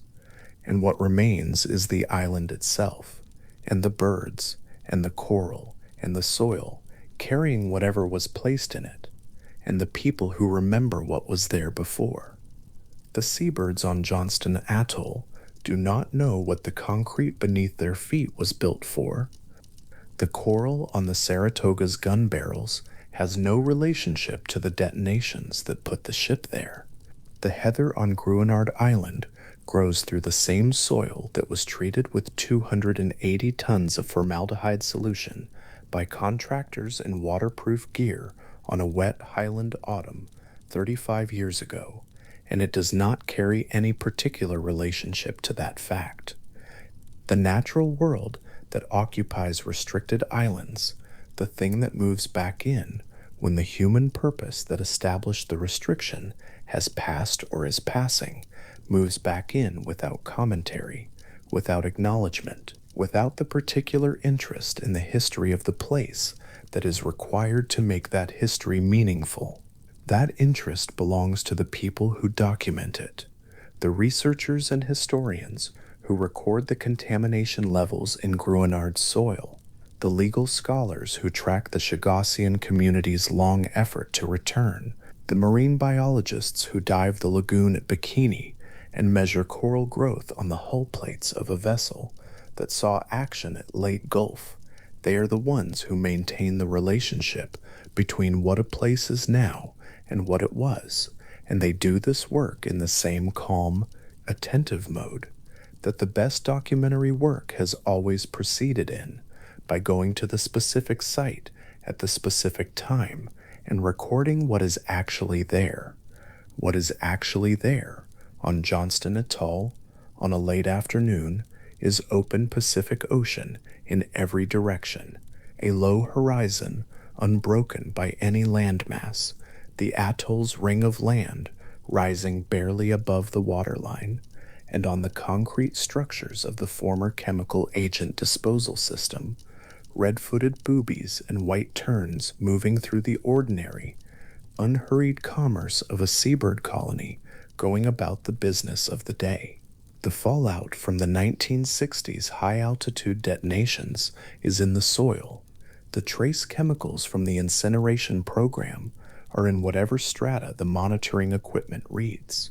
The administrative designation on the paperwork in the Fish and Wildlife Service's offices says National Wildlife Refuge, and the birds are roosting on the concrete in the late Pacific Light, as they have been since the facility closed and the last military personnel left, and the island settled back into the particular quiet of a place that has been given over, for the time being, to nothing in particular, to the ocean, to the sky, and to whatever finds a surface useful.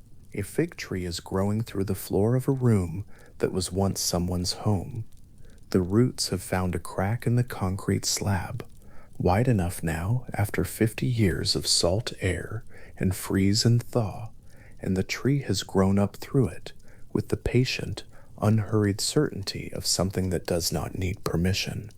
Its branches reach toward the window frame, where the glass has been gone for decades, and the sea wind moves through the branches the way it moves through everything on Hashima Island, freely, without obstacle, past the open rooms and the collapsed staircases and the long corridors where children once ran between lessons. Hashima Island sits 15 kilometers from the city of Nagasaki in the East China Sea. For most of the 20th century, it was a coal mining operation administered by Mitsubishi, and at its peak, it held approximately 5,000 people on a surface area of roughly 6.5 hectares, one of the most densely inhabited places on Earth, measured by the number of lives compressed into a given area of ground. There were apartment towers, a school, a cinema, a hospital, a rooftop garden.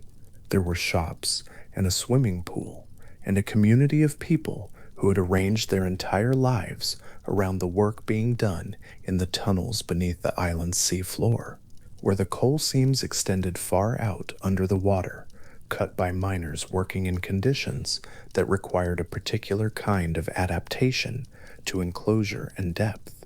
The mine closed in 1974, when coal became less central to Japan's energy picture and Mitsubishi found it no longer viable to maintain the operation. The island was evacuated.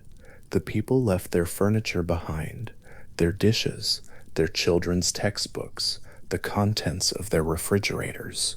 They left with what they could carry, which was not everything, and what they could not carry stayed.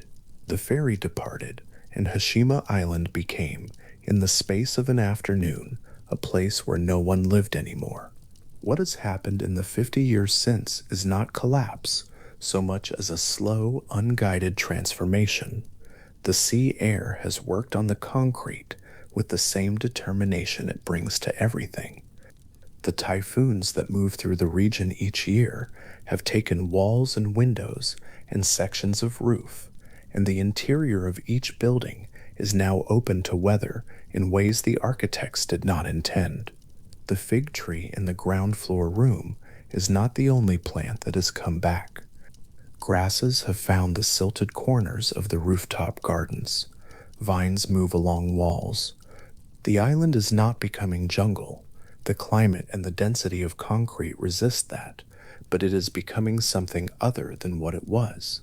A place that is still in the middle of its next chapter, the one that no one planned and no one is directing.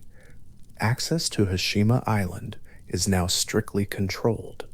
For most of the decades since 1974, it was entirely off limits, accessible only by boat at a distance. The concrete towers visible from the water as a kind of skyline, sitting isolated in open sea.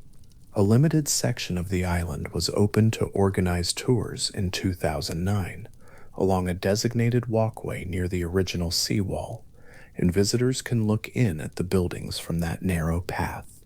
The rest of the island remains closed, both because the structural condition of the buildings makes the interior genuinely unsafe, and because the particular quality of the place, its completeness, its arrested mid-moment quality, seems to be better preserved by not being walked through. The fig tree continues to grow. There is a particular kind of island that empties not because of a decision made in an office somewhere, but because the ground itself becomes untenable. The island of Tristan da Cunha, which sits in the South Atlantic roughly halfway between South America and Southern Africa, was emptied in October of 1961, not by any administrative act, but by the island's own volcano. A fissure opened on the flanks of Queen Mary's Peak, the volcanic cone that dominates the island's interior, and lava began to flow toward the settlement on the northern coast. The small community of stone houses and gardens and fishing boats that made up Edinburgh of the Seven Seas, the only settlement on the most remote permanently inhabited island in the world. The entire population of 264 people was evacuated by ship. They brought what they could. They left behind their houses, their livestock, the graves of their ancestors, the small and carefully maintained world they had built over several generations on that remote and wind-scoured piece of rock in the middle of an ocean so wide that the nearest populated place was nearly 3,000 kilometers away. The British government settled them in Southampton and then in a camp in Calshot on the edge of the Solent. The Tristanians, as they were known, had lived for generations in a community of fewer than 300 people, on an island where nearly everyone was related to everyone else by blood or marriage, where the rhythms of life were shaped by the fishing season and the seasonal movement of the island's animals, and the particular demands of an existence maintained entirely on local resources at an extreme remove from the rest of the world. Southampton was the opposite of all of that. The noise, the traffic, the anonymity of a city, the strange fact of being surrounded by thousands of people who did not know them and did not particularly need to, all of it sat uneasily with a community that had built its identity around its smallness and its self-reliance. When a survey team returned to Tristan da Cunha in 1962, and reported that the volcanic activity had subsided, that the settlement had not been destroyed, that the houses were largely intact, and the land recoverable, the Tristanians voted. The vote was not close. They wanted to go home. The British government, which had not anticipated this, and which had in some official quarters assumed that the evacuation would become permanent, and that the Tristanians would assimilate into mainland life, found itself arranging the return passage of 264 people who had demonstrated, with considerable clarity, where they believed home to be. The ships arrived at Tristan da Cunha in 1963. The settlement was there, as the survey team had reported. The houses were standing. The volcanic rock of Queen Mary's Peak rose behind the village in the clear southern Atlantic light, and the black coastline held the same sound it had always held, the sound of ocean moving against rock that has been shaped by ocean for as long as the island has existed. The people came ashore and returned to what they had left with the particular mixture of relief and grief that comes from finding a place intact after being certain, for 2 years, that it was gone. Tristan da Cunha has been inhabited continuously since 1816, when a British garrison was stationed there following the exile of Napoleon to the nearby island of St. Helena. The garrison was eventually withdrawn, but a soldier named William Glass chose to stay, and the island's population descended in large part from that one decision. The community today is small, roughly 250 people, depending on the year, and it remains the most remote permanently inhabited island on Earth. a designation it has held for as long as anyone has been measuring such things. The supply ship from Cape Town arrives a handful of times per year. The island has a school, a post office, a community center. The fishing, primarily for spiny lobster, remains central to the economy. The volcano on which the whole island rests is still active, as it demonstrated in 1961, and Queen Mary's Peak still carries snow on its upper slopes through the southern winter. Access to Tristan da Cunha is, by its geography, already among the most restricted on Earth. There is no airstrip. There is no regular ferry service. The island can only be reached by ship, and the ships that go there go infrequently and not always on schedule, because the South Atlantic does not keep schedules. Visitors require permission from the Island Council. The island is not positioned for tourism in any conventional sense, and the community has not sought to become a destination, because what makes Tristan da Cunha what it is, its self-contained, its distance, its quiet consistency over generations, would be difficult to preserve if it became easy to reach. The people who live there are not performing remoteness. They are simply living at a distance that the rest of the world finds remarkable, because the rest of the world is not used to distances of that kind. From inside the community, Edinburgh of the Seven Seas is simply where things are, where the houses stand, where the boats go out, where the supply ship appears on the horizon every few months, like a slow and reliable announcement that the rest of the world still exists and has remembered to send provisions. There are islands that have been emptied not by volcanic activity or economic closure, but by weapons, by the particular form of emptying that comes when a place is made radioactive. Bikini Atoll, in the Marshall Islands, in the Central Pacific, was the site of 23 nuclear weapons tests conducted by the United States between 1946 and 1958. The tests began 1 year after the end of the Second World War with a program called Operation Crossroads, in which captured warships were anchored in the lagoon as targets, and 2 atomic bombs were detonated in sequence, one in the air above the fleet and one underwater, to study the effects of nuclear weapons on naval vessels.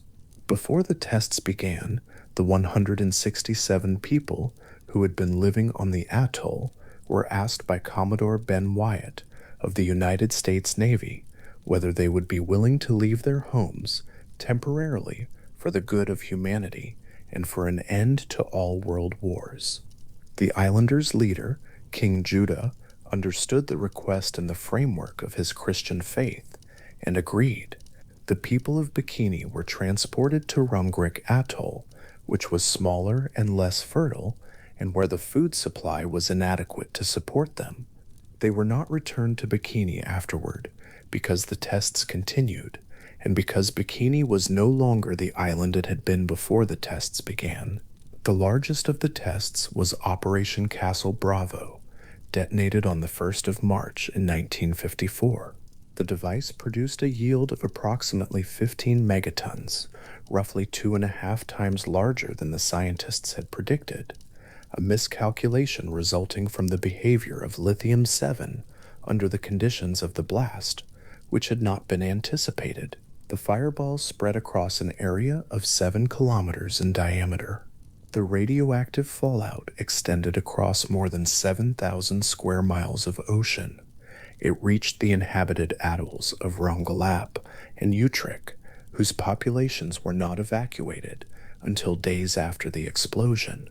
The crew of a Japanese fishing vessel, the Daigo Fukukyu Maru, which was well outside the designated exclusion zone at the time of the test, received significant radiation exposure, and 1 crew member died of radiation-related illness several months later.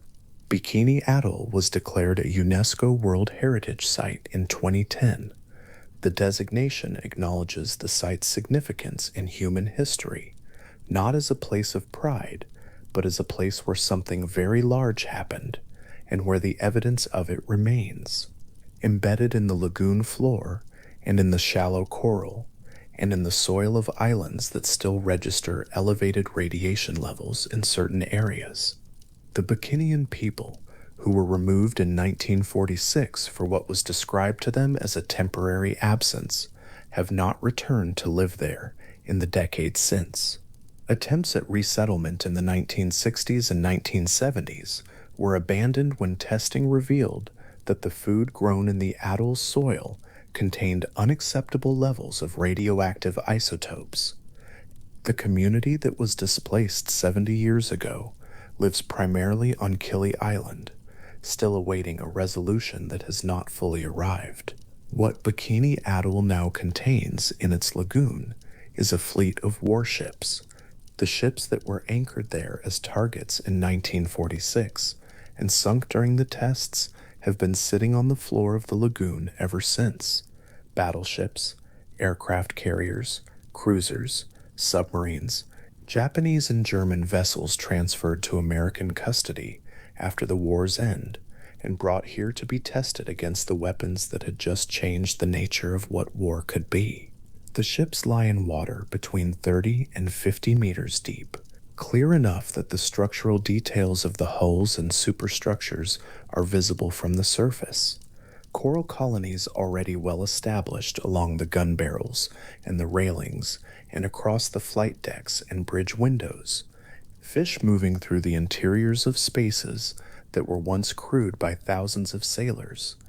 Access to Bikini Atoll is among the most restricted in the Pacific, and the number of visitors is extremely small in any given year. The principal visitors are a limited number of authorized scuba divers who come specifically for the wrecks. The experience of diving in Bikini's lagoon is described by those who have done it as unlike diving anywhere else, not because of the radiation risk, which is considered manageable for the duration of a dive, but because of the scale and completeness of what is there. These are not the scattered remnants of ships broken up by storms or salvaged over the years. They are largely whole. They are lying where they sank, in positions that still reflect the moorings of 1946. The USS Saratoga, an aircraft carrier that survived the atomic bomb on the surface before being sunk by the underwater detonation, lies on its side at a depth of about 40 meters, its flight deck still stretching in a long pale shape through blue water, its enormous hull casting a shadow on the lagoon floor below it. The coral does not know what the ship is or was. The fish that move through the bridge windows of the Nagato, a Japanese battleship that was once the flagship of Admiral Yamamoto, are not performing any kind of memorial. Life in the lagoon has simply continued in the way that life continues everywhere when given sufficient time and sufficient water and sufficient light. The ship is a substrate now, a hard surface in an environment where hard surfaces are useful, and the coral has taken the offer of it without commentary. Not far east of Bikini, at Anufatak Atoll, a different kind of reckoning with nuclear legacy sits at the water's edge. Between 1977 and 1980, the United States military conducted a cleanup operation on the atoll, where 43 nuclear tests had been carried out between 1948 and 1958. Service members, more than 4,000 of them, worked to collect the contaminated soil and debris from the most heavily affected areas and deposit it into the crater left by the Cactus nuclear test on Runit Island. The crater, 30 meters deep and 90 meters wide, was then sealed under a concrete dome, a large, low, white shape sitting on a flat island at the edge of the Pacific, surrounded by lagoon water on all sides. The dome is not in particularly good condition. The concrete has cracked in places. The structure was built with a design life that has now been exceeded, and the question of what to do about it, whether to repair it, reinforce it, or leave it, has not been definitively resolved. The material inside the dome includes soil contaminated with plutonium isotopes, whose half-lives are measured in thousands of years.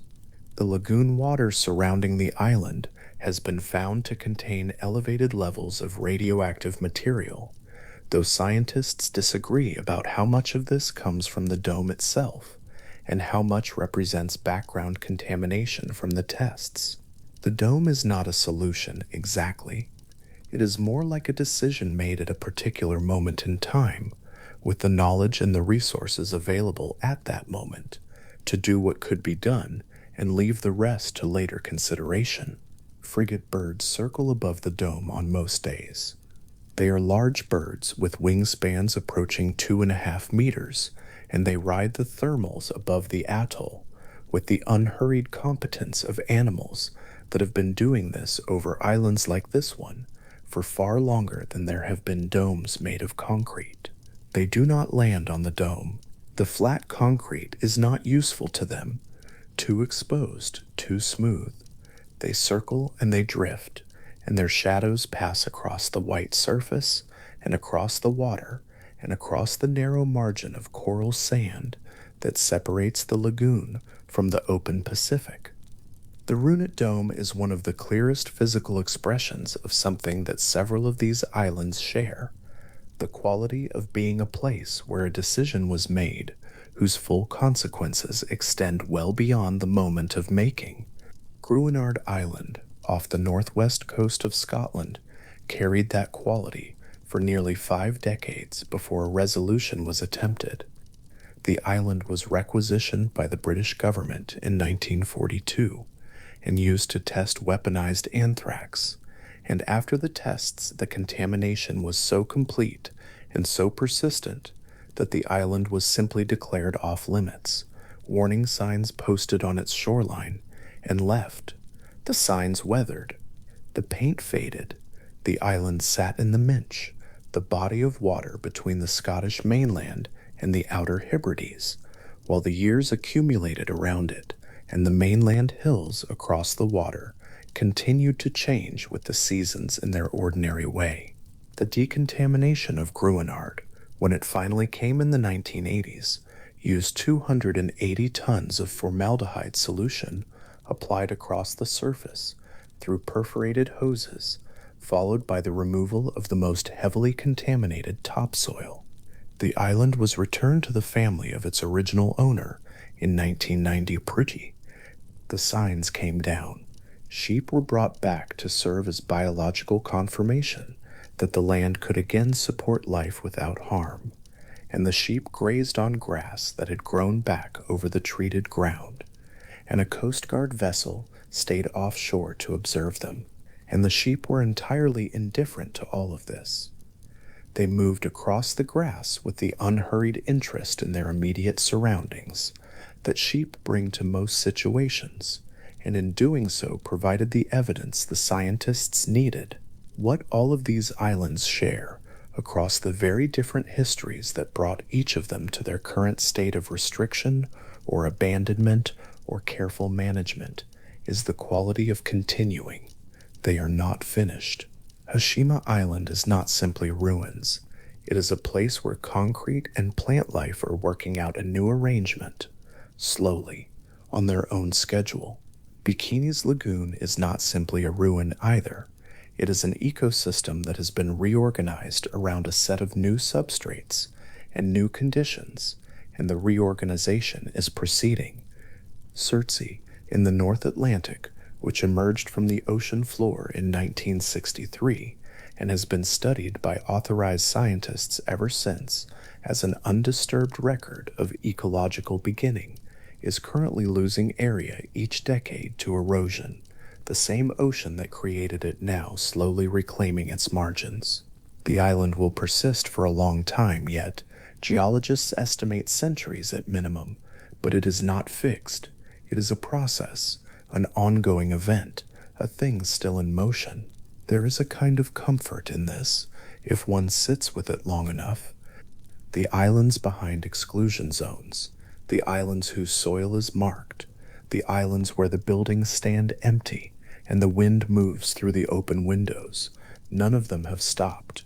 The boundary lines drawn around them do not freeze what is inside. They simply hold the space at a particular kind of remove from ordinary human activity, and inside that remove, things continue at their own pace, which is not the human pace and does not accommodate human schedules or human preferences about the rate at which things should change. Johnston Atoll in the Central Pacific, which spent decades as one of the United States military's principal chemical weapons storage sites, and which then underwent the destruction of its entire stockpile, a process completed in the year 2000, is now a national wildlife refuge administered by the U.S. Fish and Wildlife Service. The bunkers where the weapons were stored are still there, as concrete structures near the runway, low and weathered, no longer containing what they were built to contain. Seabirds have claimed them. The flat roofs and the narrow ledges along the sides are used as resting places, as vantage points, as the kind of horizontal surface that seabirds find useful. The buildings were not designed with seabirds in mind, but seabirds are not particularly interested in the intentions of architects. A flat surface above water level is a flat surface above water level, and if it is sufficiently undisturbed, it will be used. The atoll hosts several species of seabird that return in large numbers each year, along with green sea turtles that nest on the sandy margins of the atoll's narrow land. The lagoon, enclosed within the atoll's ring, holds coral and fish populations that have reorganized themselves since the period of most intensive human activity on the island. Public access remains highly restricted, and most of the land area is accessible only to researchers with specific authorization. The transformation from weapons site to wildlife refuge is not complete in any simple sense. The legacy of what was stored there is not fully gone, and the monitoring of contamination levels continues.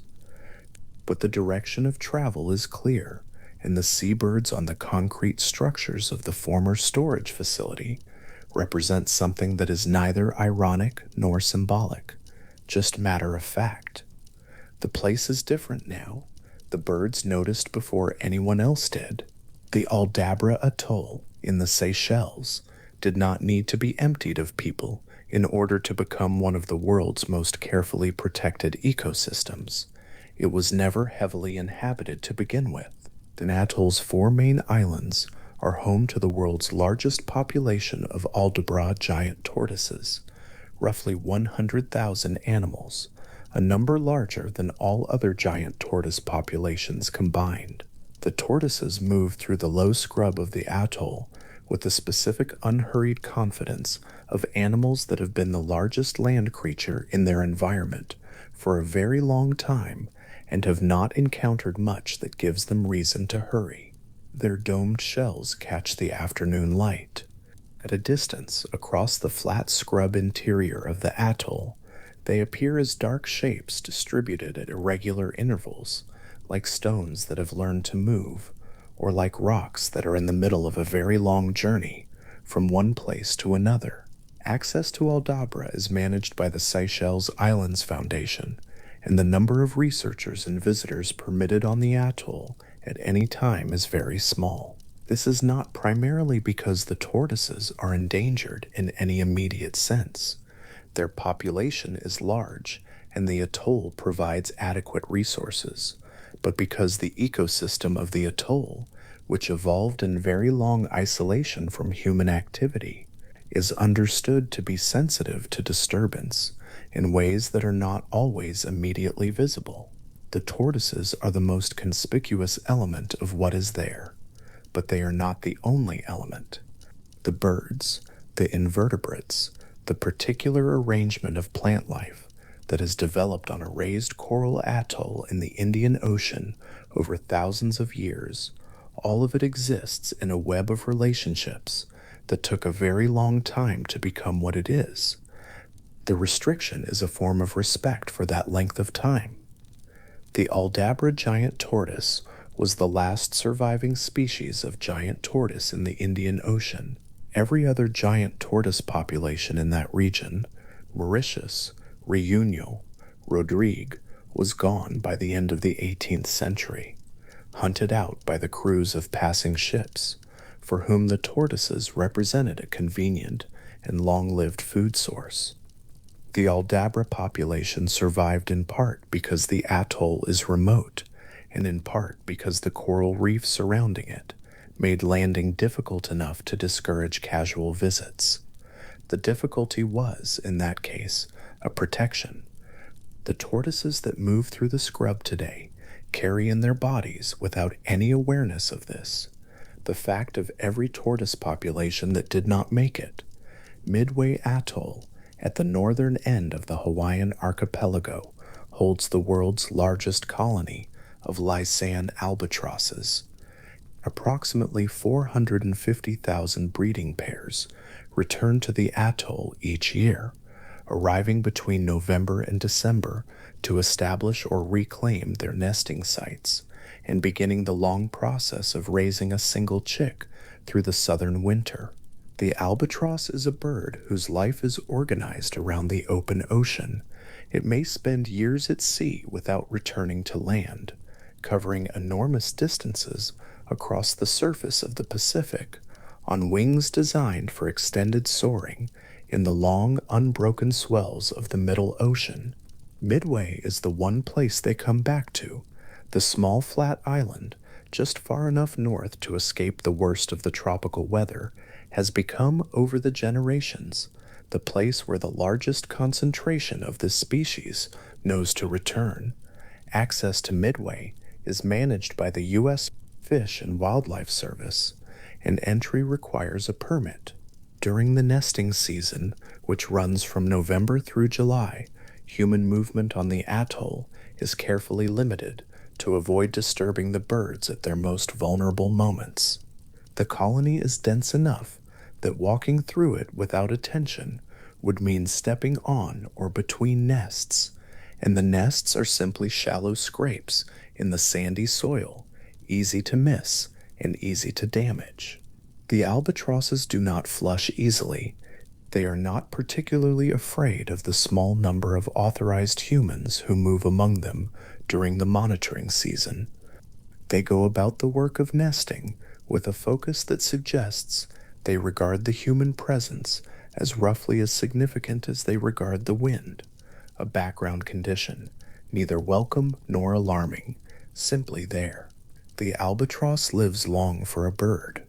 The oldest known individual, a female named Wisdom, banded on Midway in 1956 and still alive and breeding as of the most recent confirmed sighting, is at least 73 years old and has raised dozens of chicks across those decades. She returns to the same area of the atoll each year. She has outlasted the human observers who first banded her. She has raised offspring that have themselves grown old and raised offspring of their own. The colony she is part of has been here longer than the United States military installation that once occupied the same ground, longer than the battle that was fought in these waters in 1942 and that gave the atoll its small place in the wider history of the 20th century. The albatrosses were here before all of that, and they are here after all of that, returning each November with the reliability of something that has never needed to be reminded where it belongs. The evening on Midway settles slowly at this time of year. The light across the flat atoll is long and low, and as it fades, the colony seems to settle with it, the activity of the day giving way to the quieter sounds of 100,000 pairs of birds arranging themselves for the night. The sound is not silence. It is a continuous, layered murmur of wings and calls, distributed across the whole surface of the island, rising and falling with the wind. It is the sound of a place that knows exactly what it is doing and has been doing it for a very long time. The islands that travelers are no longer allowed onto or allowed onto only in the most carefully limited numbers, or only with permissions that take years and specific qualifications to obtain. These places are not frozen. They are not waiting. They are not preserved in the sense that a museum preserves a thing by removing it from change. They are changing, all of them, at speeds that the human calendar does not measure well. The Surtsey moss colony, pale green and a crack in the black lava, is a few square centimeters wider than it was last year. The fig tree on Hashima Island is a few branches broader, its roots a little deeper into the concrete. The Bikini Lagoon coral is a little more established on the deck of the USS Saratoga than it was a decade ago. The fish population a little more organized around the new geography of sunken ships. The tortoises of Aldabra are moving through the scrub with the same unhurried pace they brought to the same scrub 50 years ago and will bring to it 50 years hence. The exclusion zones and the permit requirements and the carefully managed access protocols all amount, in different ways, to the same thing: a decision to give certain places enough room to be what they are becoming, without the constant renegotiation that human presence requires. The room is measured in nautical miles, in permit numbers per year, in regulations about where boats may anchor and how close helicopters may approach. It is not a large room in the scale of the ocean. Most of these places are small islands in very large water, but the room is enough, and what lives inside it is making use of it in the slow and thorough way that life makes use of things when not interrupted. And then there is Edinburgh of the Seven Seas, on Tristan da Cunha, on a quiet afternoon toward the end of the southern summer, when the light is long across the Black Rock coast, and the Atlantic is as wide as anything on earth, and the ocean moves against the shoreline with the sound it has been making since before anyone was here to hear it.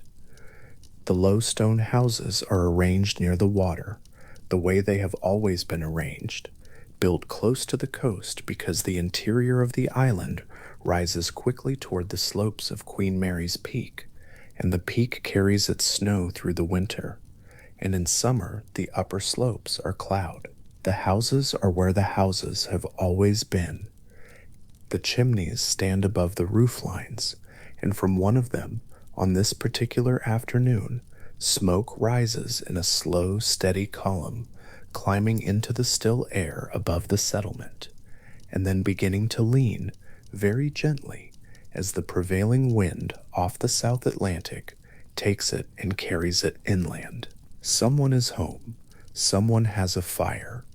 In the most remote inhabited place on the surface of the earth, in a settlement of 250 people, surrounded on every side by water so wide and so deep that the nearest city is roughly the same distance as the distance from London to Nairobi, someone has lit a fire, and the smoke is rising, and the sound of the ocean against the black rock of the coastline is steady and continuous, and has been steady and continuous for longer than the settlement has stood, and will be steady and continuous long after the last thing built here has returned to the ground.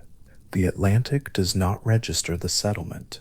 The ocean's attention, if it can be said to have one, is elsewhere, distributed across the whole enormous surface of itself, in the movement of water from one latitude to another, in the slow upwelling of cold deep water at the margins of the current systems, in the particular behavior of waves when they encounter a volcanic island that has been sitting in their path for several million years.